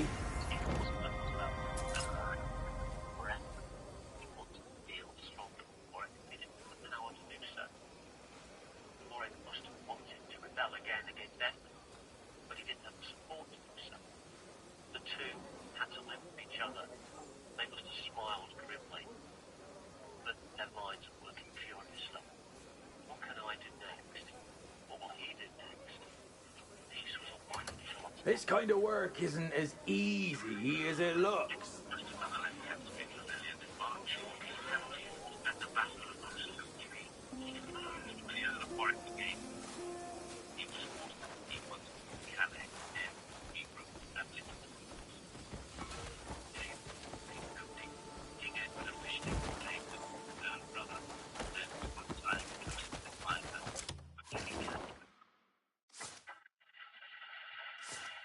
Later that same month, Warwick arrived at Honfleur and asked for the protection of the French king, Louis XI. A fugitive in a foreign land he may have been, but Warwick had certainly not taken his eyes off the prized throne of England. It was, however, more and more obvious that a stronger claimant than Clarence was needed. And so, the ever-resourceful Earl came to an agreement with King Louis. Warwick struck a double bargain at Angers in 1470. With Queen Margaret, he made a handsome apology for his behaviour in the 1450s and made a wedding agreement that his younger daughter Anne, would marry Edward of Lancaster, the Prince of Wales, and hopefully the future Lancastrian king. With Louis XI, he promised that this new Lancastrian England would ally with the French king against the Duke of Burgundy. And that promise then hung over Warwick's fortunes during the re-adeption. Warwick and Margaret had to overcome 15 years of hatred, hostility, bloodshed. It needed more than one. He succeeded, but only just. And even after they'd agreed to work together, even then Margaret insisted that her son shouldn't go to England until Warwick secured the country back.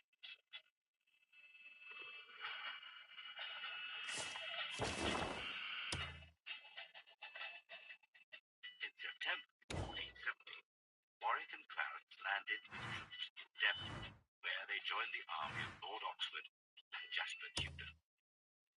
Meanwhile, in the north, Warwick's brother, Lord Montague, who had also switched sides, marched at the head of an army towards Doncaster, where King Edward was busy gathering support. Montague's defection to the Lancastrian side took Edward completely by surprise, and fearful of once more becoming trapped between two hostile armies, he decided that discretion was the better part of valor.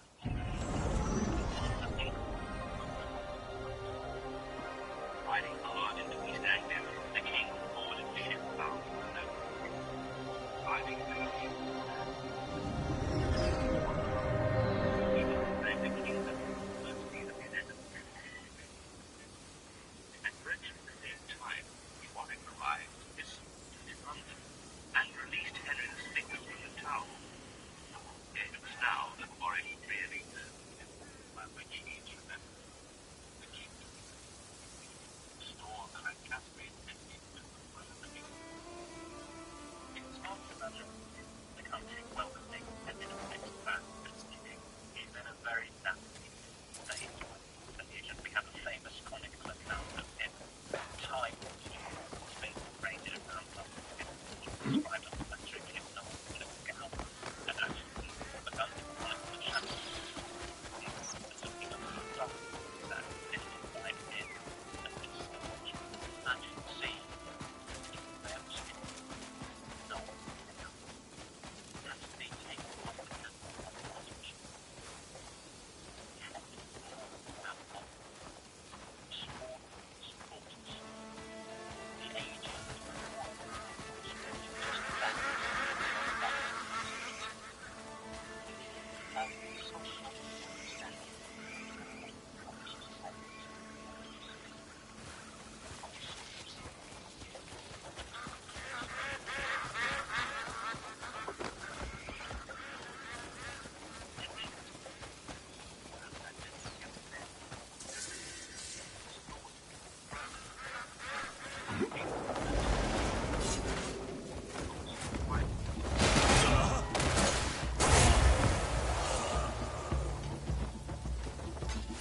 blades up!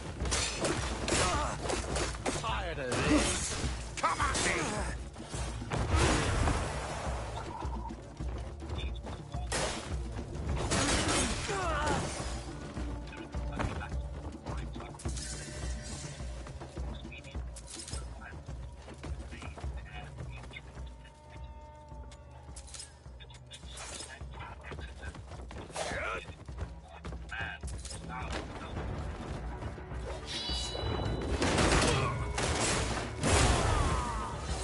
Get on with it then!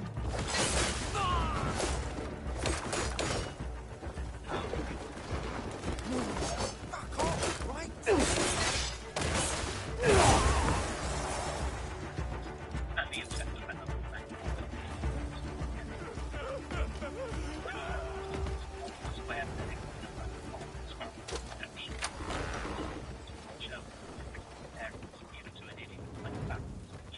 But he's not a very reliable ally or warrior. At the same time, the emergence of Edward Lancaster is also like Warwick's freedom management. And Warwick looks forward to a rather uncertain future, possible dropped on charges of treason. Treason which, of course, he had committed against the House of Lancaster. So the future for Warwick, future for Clarence, and the future for Lancaster is actually very uncertain. King Edward IV was, of course,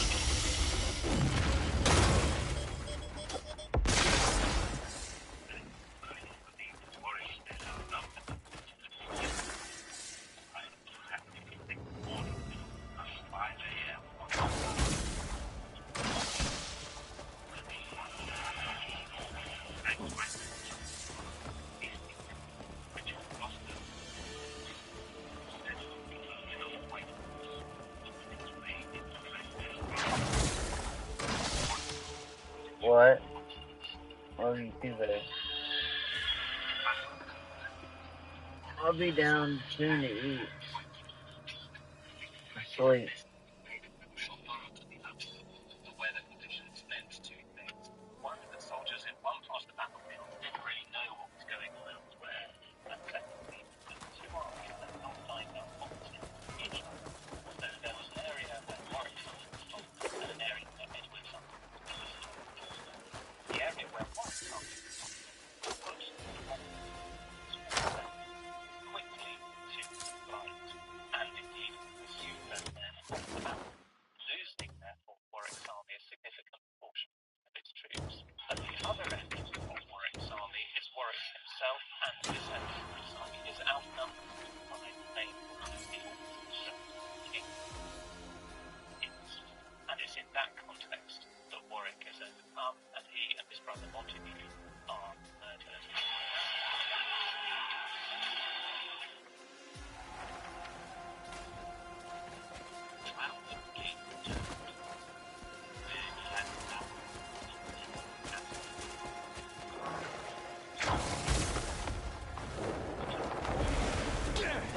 I've fought in many wars.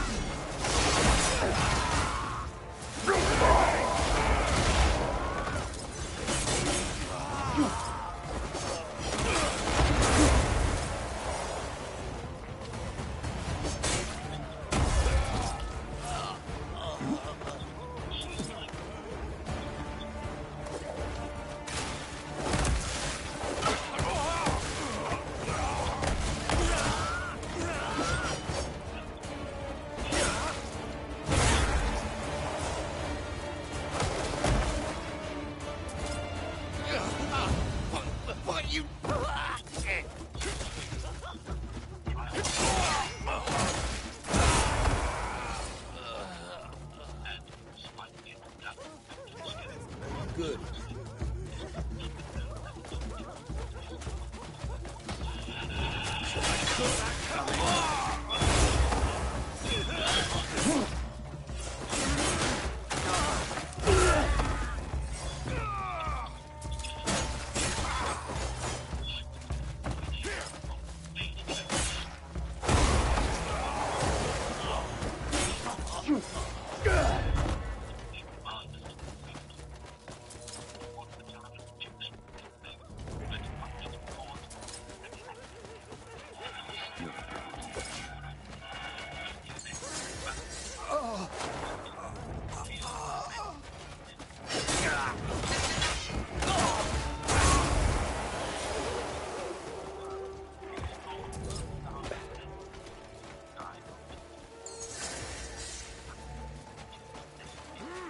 You've bit off more than you can chew.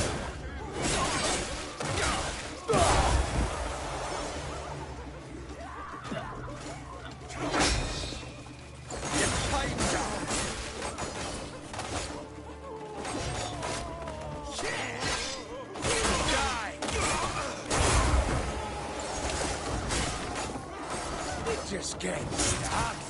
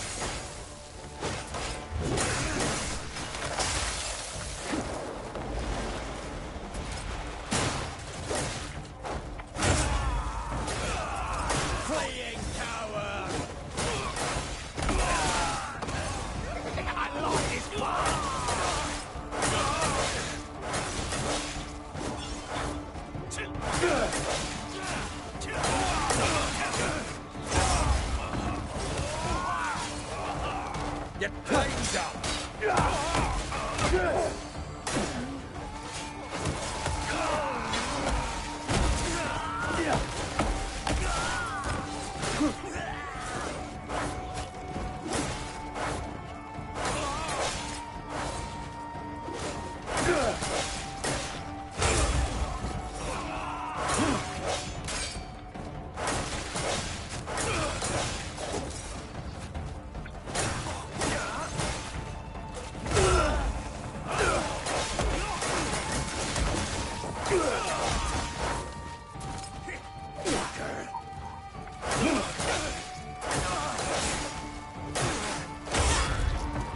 Fleeing cowards!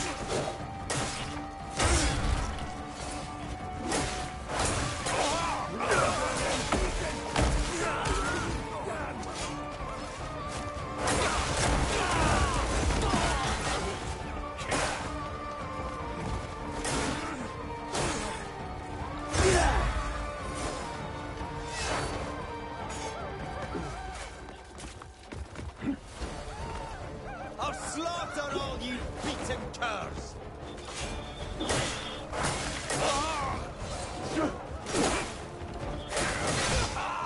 Remain cur!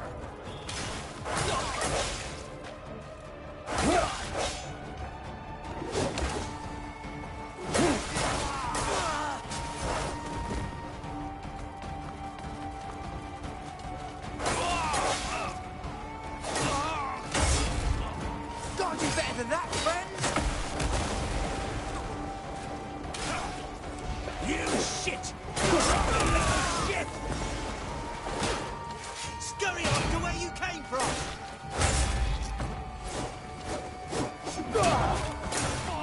Your time's up!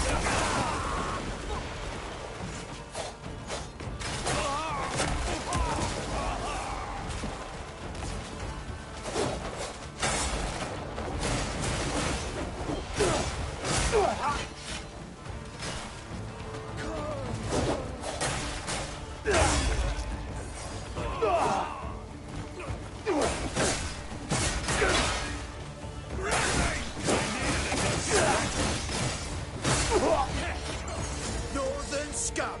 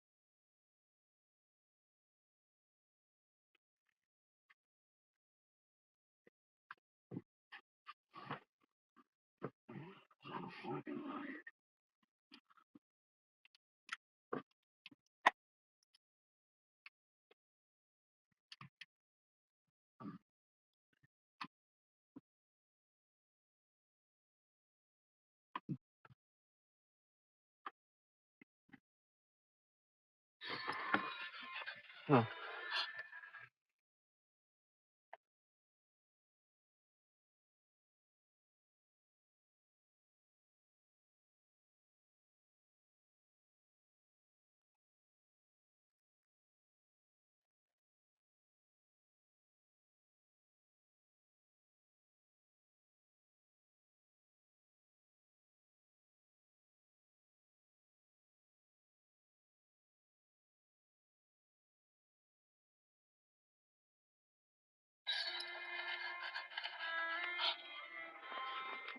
Alright, let's light this up.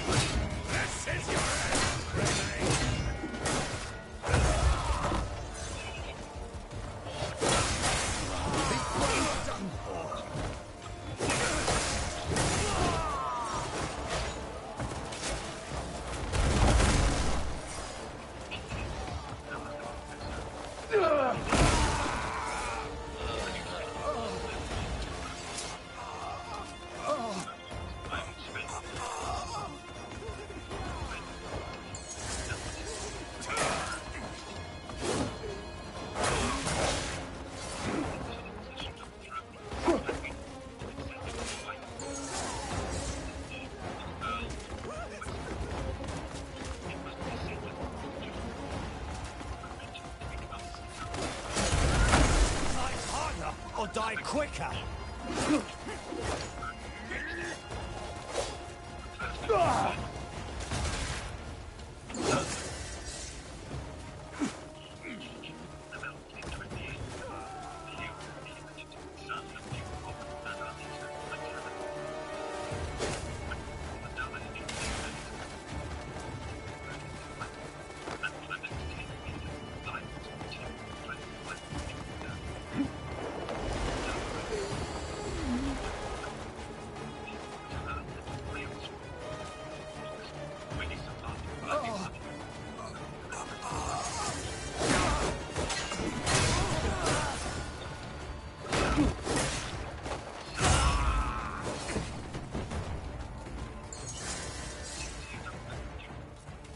Good.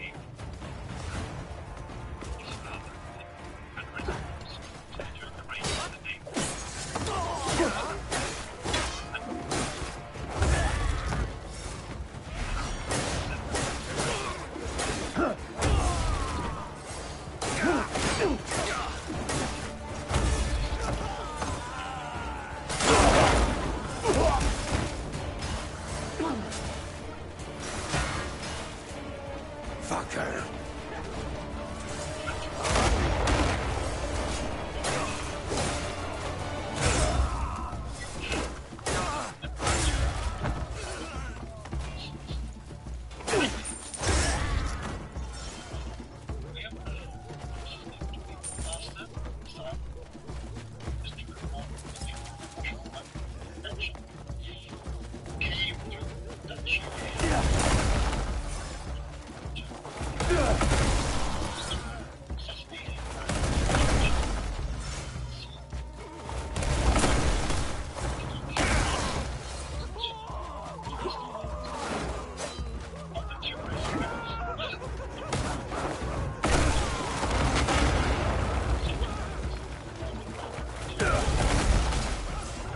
Broken and beaten! Die where you stand!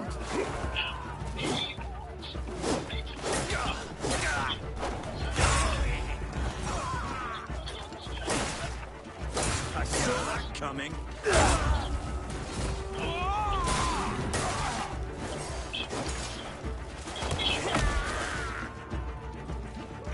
What are you doing? Oh no! Good.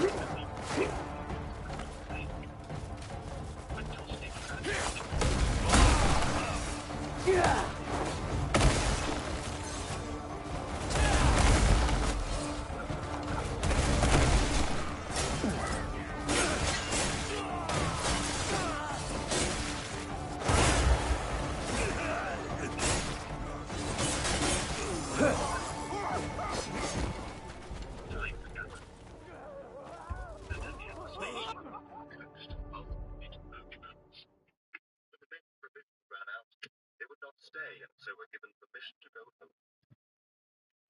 Although King Harold's brother had been defeated, his enterprise had been...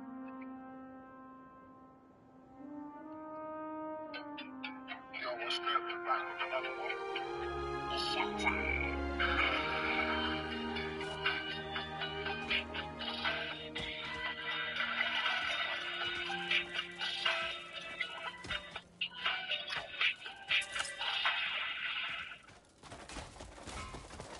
There will be 5 trillionaires within a decade. Want to know what $1 trillion could buy? You could buy every NFL team, every single NBA team, every single MLB team, every single NHL team, 3 times. What? And have enough money left over to buy GM, Ford, KFC, Pizza Hut, and Taco Bell, and you'd still have $10 billion left over. Oh! Wow. Money. You can't buy a president. That kind of money can't buy anything. I know. Money is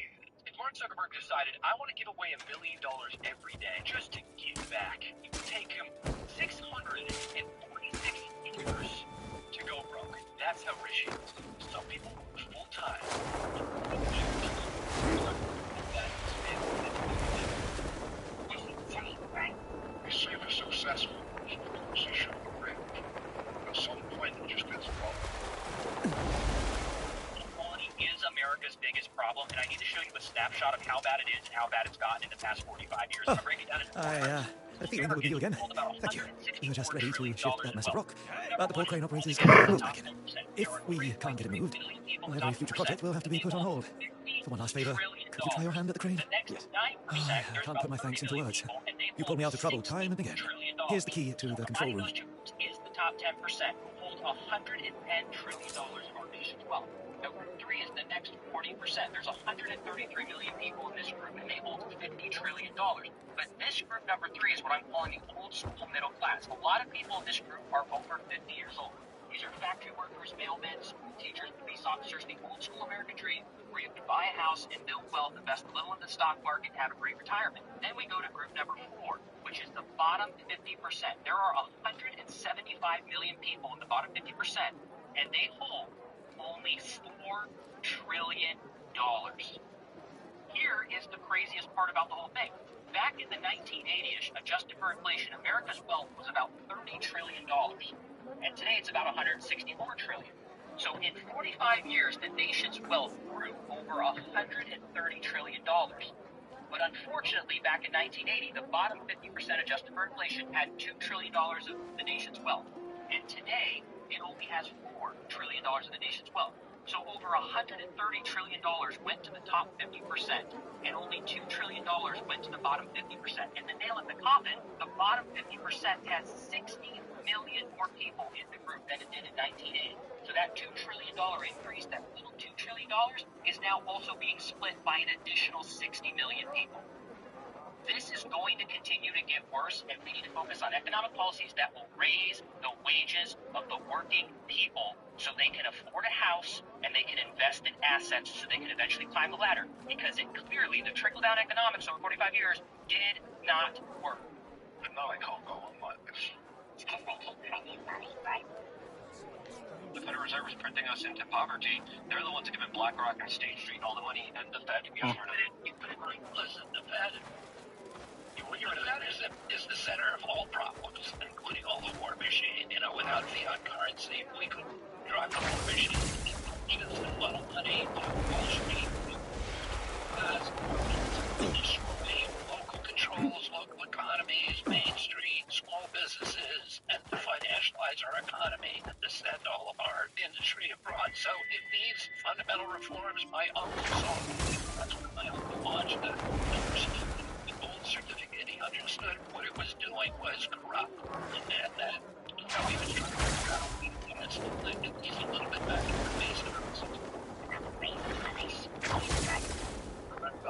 This is man, it's like, well, this is called check our episode of JFK Files. If a millionaire robs a bank, they call it a tax break. If a disabled person asks for help, they call it a crisis. They say the UK's broke. No money for care, no money for school meals, no money for disability benefits. Meanwhile, the 5 richest families in the UK have multiple of 13 million. The top 50 families, more than half the entire country. For sure, they stay possibly a week from someone with MS. They'll fix the economy. Here's what they don't tell you. Income of £160,000 a year puts you in the top 1% of income earners. Describe the top 1% of wealth. Owning assets in excess of 3.6 million. Let's assume you earn 160k a year. Let's assume you saved half of your post-tax income. It'll still take you 76 years to get there. And even then, you'll still die on the outside looking in. Because income is rented power. Wealth is in control. You're not broke. It's being looted in slow motion. This isn't a budget. It's a heist with paper. And the only reason it works is to convince you the getaway driver. Good. Now we've got the right direction.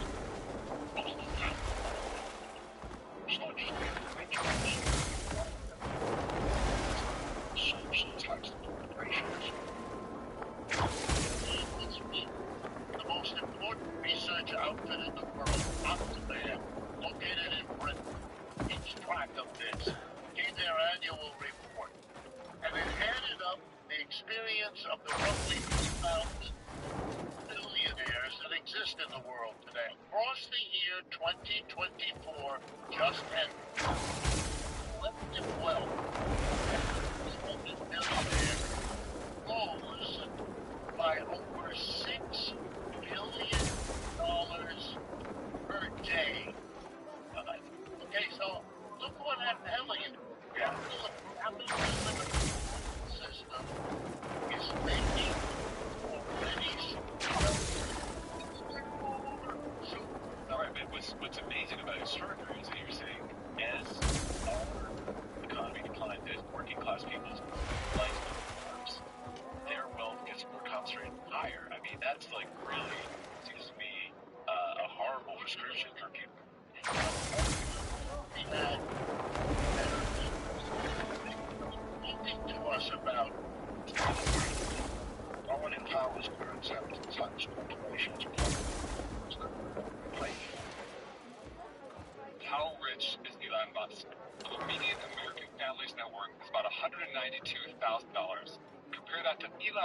worth $1 billion.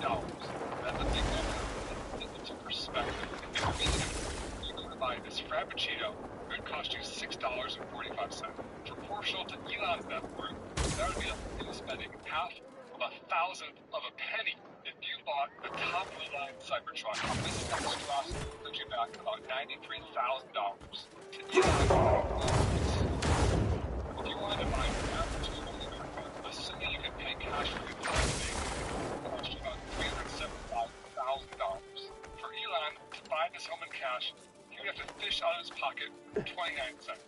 If you saw $100 on the ground and you spent 5 seconds picking it up, you would get $100. Last 5 years, Elon has been making money so fast that if he wasted 5 seconds picking up $100, it would cost him over $38,000. What about this 295-foot super yacht? To you, it costs $135 million. To Elon, that feels like $102. So how rich is Elon Musk? Very rich. Well, it should be not much more. Just ridiculous. This guy really now writes rice, right? This is what wealth inequality in the United States actually looks like. This grain of rice represents $200,000. That's about the median net worth of a citizen in the United States, which means if you took our population and drew a line split down the middle, about half of us have this much or less. Half of us have this much or less. Just going to put that down right there. 1 grain of rice. This is $1 million. 5 grains of rice. When most of us think rich, we think of $1 million. This is $100 million. This is about the net worth of CEOs who delay and deny care for sick Americans. This is also about the net worth of CEOs who tell Americans to eat cereal if they can't afford food for their hungry kids. This is $1 billion. This is the approximate net worth of Vivek Ramaswamy. Only 800 people in the United States have this much money or more. As a frame of reference, think about how many people you went to high school with. Only 800. And this is $6.3 billion. This is the approximate net worth of Donald Trump. And this is Elon Musk. He's worth $400 billion. While we have homeless veterans of our streets and hungry kids in our schools. This is what actual wealth disparity looks like in America. Each grain of rice is worth $200,000. Now that we finished the civics lesson, let's talk biology. Did you know that all human beings, no matter how much money they have, are all immortal? We're all made of flesh and bone. We all have to eat, and we all have to sleep. The American dream has been stolen from you. What happens to a dream deferred? Who's hungry? It's fucking crazy when you see it like that. Yeah, right. No one needs that much money. How rich is Jeffrey Preston Bezos? Exactly. Nobody needs I that. have some things that are going to tell you how rich he is. If you made $7,000 an hour every hour since Jesus walked the earth, $7,000 every hour since Jesus walked the earth, so 2,025 years ago, you'd still have less money than Jeff Bezos. So that's a lot of money. That is a lot of money. Jeffrey Preston Bezos, at his peak, he made $3,715 a second. That's ridiculous. Which is about $222,000 a minute, which is 5 times the amount of the average salary in the United States. You know what is mind-boggling to me? These people that are so rich can literally solve world hunger. Oh, you want to talk about that, Brian? No, I think they actually can. They could buy every NFL team right now and have money left over. So for $150 billion, he could buy everything and still have $52 billion, a lot of money left over. Jeff Bezos' wealth is more than the GDP of over 130 countries. Not the USA, not the USA. We're too rich for it. US of A, baby, too rich. If Jeff Bezos' wealth was stacked in $100 bills, it would reach the moon. It would reach space. God, that guy needs to get his numbers up. And then you said world hunger before, but Jeff Bezos, he could fund the entire US education budget. They just waste money on absolute bullshit, right? Yeah, that giant clock thing's fucking stupid.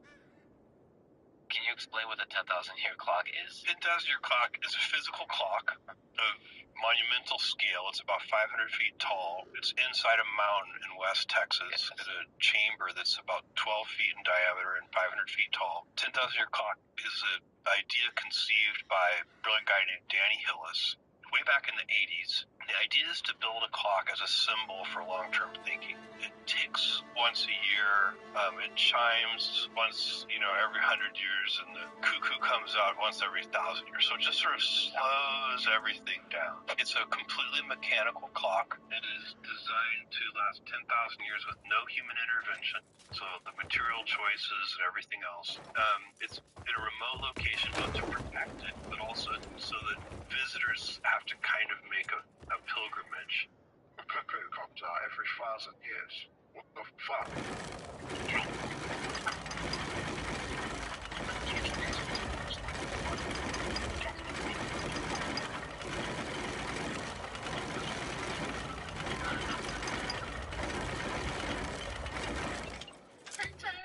Jesus Christ. Second thinks Bezos did put you out of business. Fuck you, suckhead.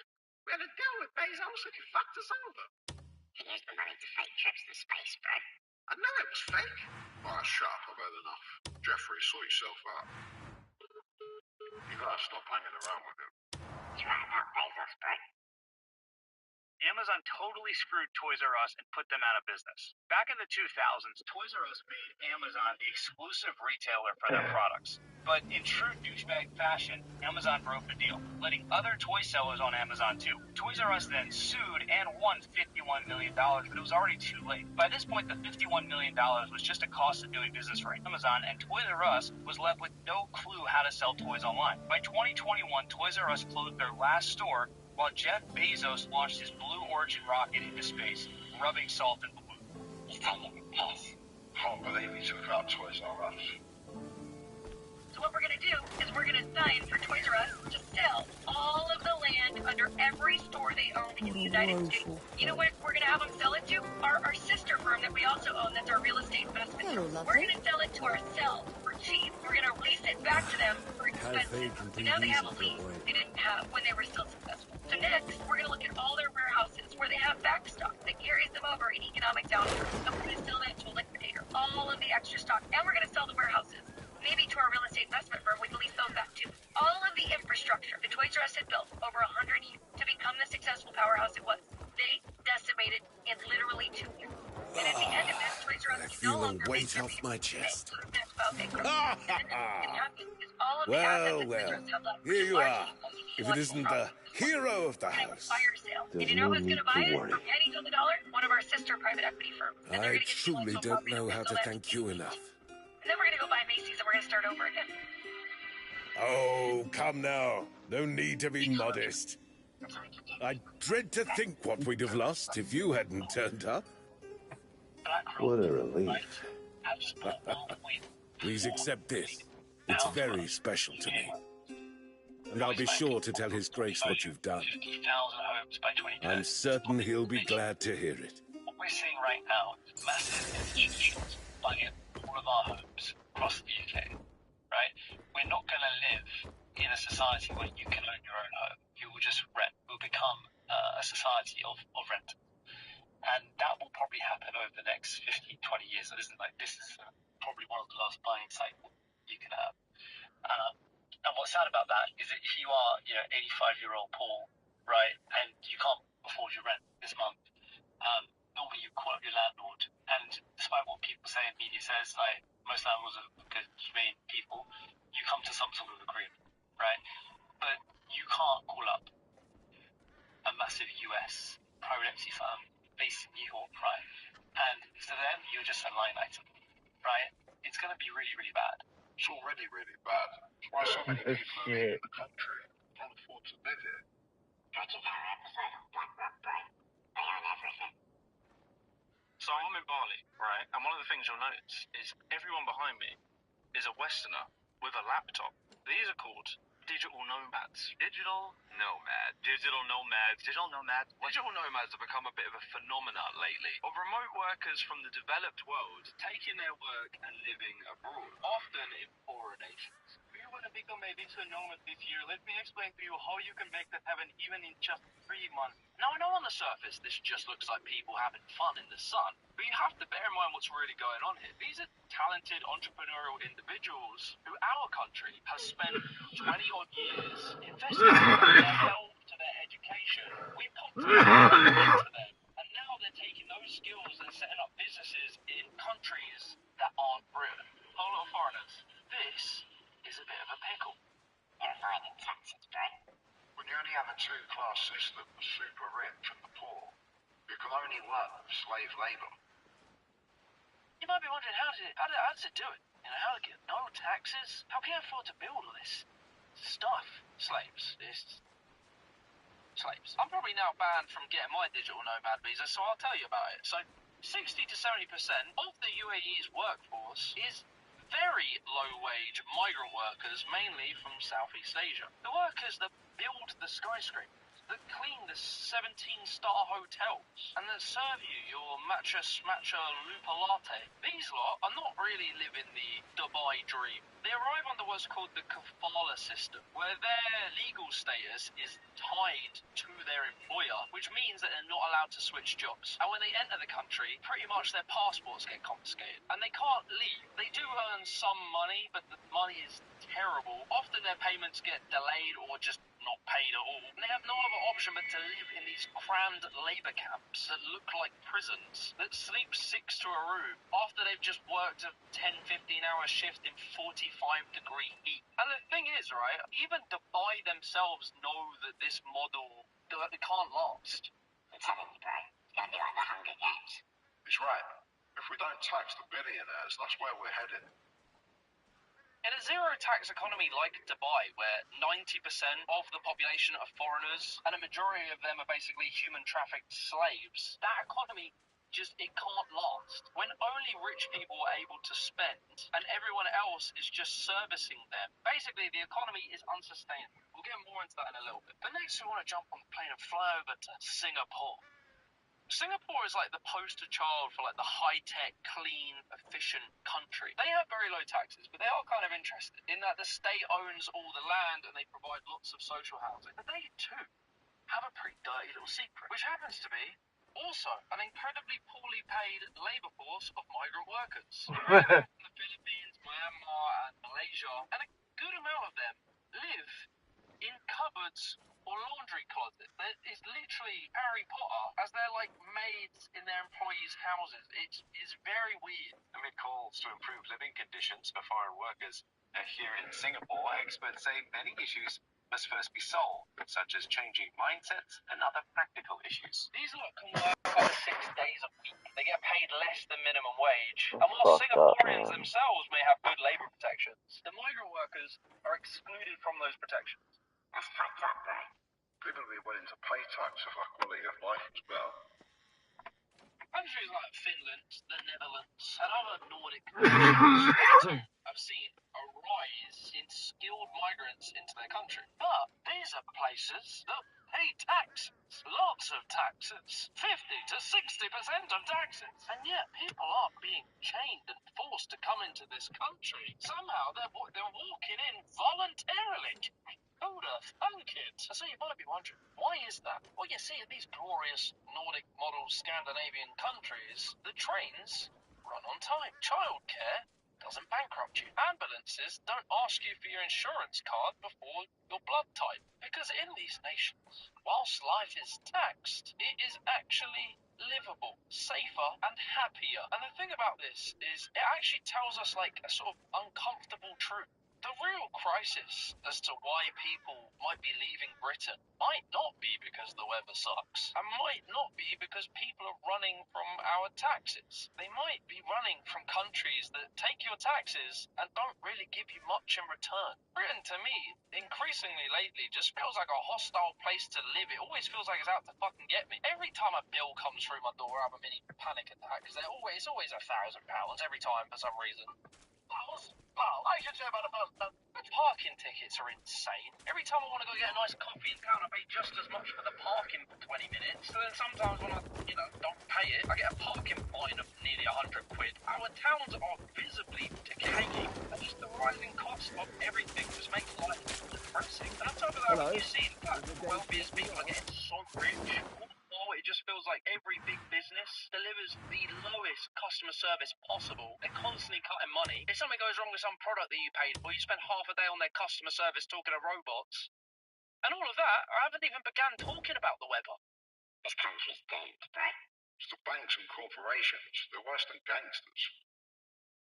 Well, you asked the question in your book, The Creature from Jekyll Island, what is the Federal Reserve, and what is your answer?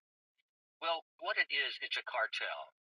It's not a government agency. It has the appearance of it being a government agency, and they went to great lengths to give it that facade. It does have the power of government because Congress voted to give the power of enforcement to it. But in its essence, underneath it, it's a cartel.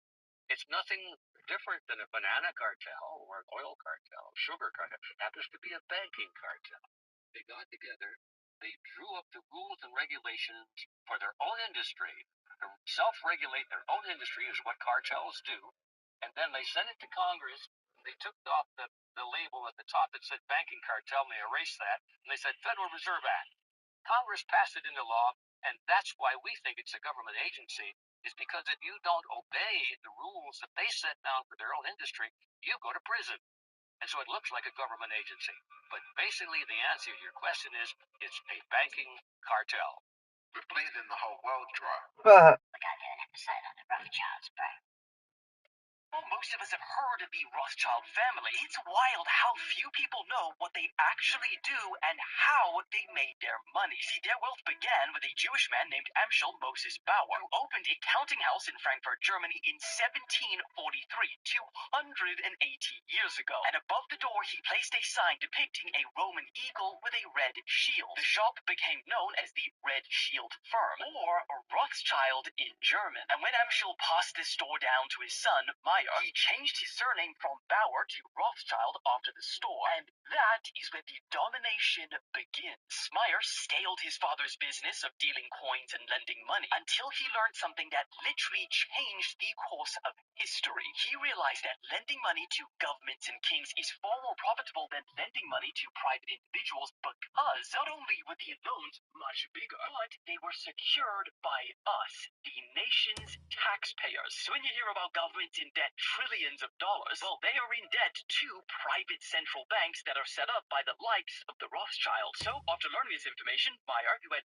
5 sons, trained them in the art of money creation and sent them on a mission to set up banks in Frankfurt, Germany, London, England, Paris, France, Vienna, Austria, and Naples, Italy, and in effect becoming the first bank to transcend borders. Using these skills and the initial sum of money that their father gave them, they grew the Rothschild empire to a scale so enormous, the son in France, for example, became 150 million francs richer than every other banker in the country combined. And because they had banks all over Europe, they went on to finance both sides of the Napoleonic Wars. They once saved the Bank of England from collapse with their own money. For a fee, of course, they essentially provided the money for the industrialization of America. They were financing everything from construction of railroads, factories, mining and printing companies. They financed the British purchase of the Suez Canal, raised the money that Brazil needed to pay for its liberation from Portugal, and when the British government issued the Balfour Declaration letter supporting an establishment of a national home for Jewish people, the Israel we know today, it was addressed to Lionel Walter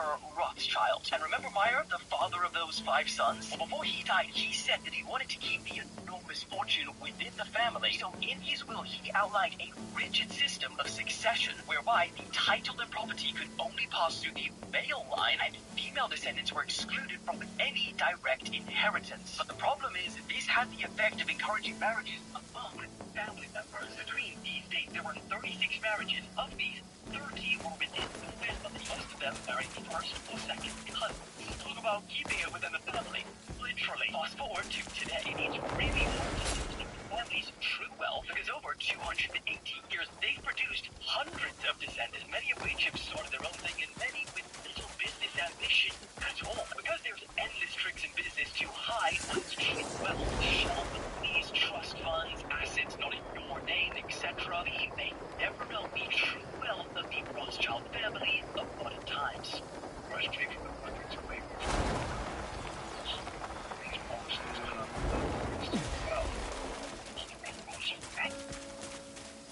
made a rule set in this economy which basically says whoever extracts the most wealth from a place wins. So the real question shouldn't be about who do we blame, but it should be who do we reward. Until we build an economy whose incentive structures reward contribution over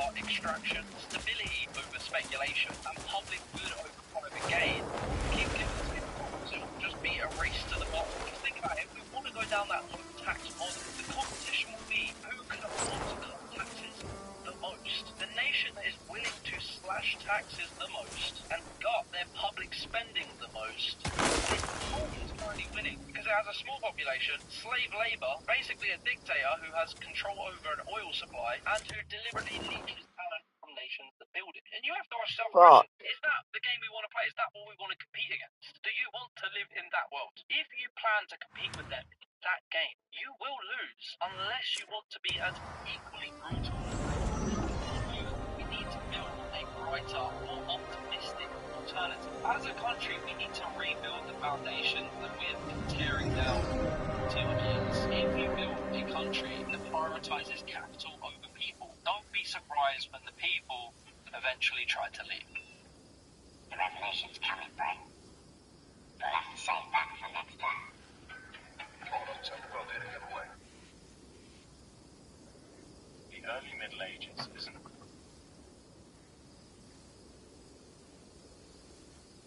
In the holdings of the Biblioteca Medicaea Laurentiana in Florence, there is an acquisitions ledger dated 1431, 9 years before Gutenberg is said to have begun his experiment in mining. The ledger records the purchase of 382 identical texts, described in the original Latin, produced by a workshop, not by individual people. The entry runs to 3 lines. It has been cataloged, digitized, and cited in at least 2 academic footnotes. It has never been the A man's gear can be his saving grace, or his downfall. Unrelated, I have not been able to set it aside since. There's a monastery in the Bavarian foothills. Library catalog I should never have been reading. I was there in a sense, not physically, but through a digitized collection held by the Bayerische Staatsbibliothek in Munich, a set of handwritten inventory records spanning several centuries of acquisitions, losses, and transfers. I had been tracing the movement of illuminated manuscripts through Benedictine houses in the years before 1400, trying to understand how a particular style, decorated initially, had migrated from one scriptorium to another across the Rhine Valley. The manuscripts were not what stopped me. What stopped me was a number. The inventory in question dates from approximately 1391, compiled by a friar named Brother Ulrich of Bessenbrunn, born around 1314, died 1417. He was, by the standards of his day, a careful administrator.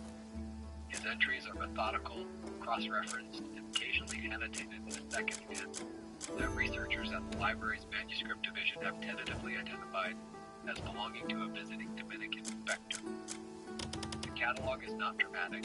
It reads the way institutional documents always read: list of titles, shelf location, binding conditions, estimated replacement value. Then, on the 3/3 volume, an entry that does not belong. Brother A man's gear, wear your armour like a work of art. Single devotional text. Not manuscripts in progress. Not manuscripts in various states of completion. Completed, bound copies, uniform in dimension, recorded as a single lot, transferred from a house in the upper Danube Valley, whose name appears nowhere else in the surviving administrative literature of the Benedictine order for that period. 230 identical books, cataloged in the year 1391. Gutenberg's press, the device that official history designates as the origin point of mechanically reproduced text in Europe, would not produce its first complete Bible until approximately 1455. That is a gap of 64 years. And the number of books is not the anomaly that bothered me most. It was the word Ulrich used to describe their condition. Uniformis. Uniform. I kept reading. I was not looking for this. The Bessenbrunn inventory is not unique. Once I had that entry in view, I began finding it pointing toward other collections. Not copies of itself, but echoes. A trade ledger held in the Municipal Archive of Regensburg, cataloged under the reference series from the Guild records of the city's parchment merchants, contains an entry dated the 3rd of March, 1388. The ledger records the sale of what called a prepared fire lot, numbering 160 fish gatherings, to a buyer identified only by the abbreviation of a workshop title that no surviving guild register has been able to match. The gatherings are described as pressed and registered, a phrase that, in the technical vocabulary of the period, implies mechanical pressure applied to the lead, with enough consistency to leave registration marks. A alignment guide that would be unnecessary and almost impossible to produce uniformly by hand. 160 gatherings, pressed and registered, 1388. Consider what the hand copying timeline actually permits. A trained monastic scribe, under good condition, adequate light, efficient parchment, no illness, no disruptions to the liturgical schedule that governs its hours. Could produce between 2 and 4 complete manuscripts. Masterpieces are all I craft. A single copy of a moderate devotional text running to 120 folios would represent between 30 and 60 days of uninterrupted labor for one scribe. Monasteries rarely had more than a handful of scribes working simultaneously in one identical text. Now take the figure Brother Ulrich recorded, 230 uniform copies. If there's... Wear your armor like a work of art. Scribes working in tandem with identical text. That number represents approximately 2,900 scribe days of labor. Roughly 8 years of continuous copying, assuming no breaks, no illness, no feast days, no other work. The inventory records a single lot received in a single transfer. The other figure I keep returning to belongs to a chronicle. You want the finest work? You've come to the right place. 1423. Heinrich was not a librarian. He was a minor functionary in the administrative apparatus of the Diocese of Regensburg. And its chronicle... A man's gear. If you need gear, you come and find me. Under catalog reference, Gloucester 27. Primarily with land dispute, feast day observations, and the kind of parochial gossip that makes diocesan records tedious to read and occasionally invaluable. In 1411, Heinrich notes, almost in passing, that a workshop near the river gate of a town used in service only as the lower crossing had ceased operation following the death of its master. He describes the workshop's output as having included, over a period of some 14 years, books multiplied in the manner of the cloth press. Books multiplied in the manner of the cloth press.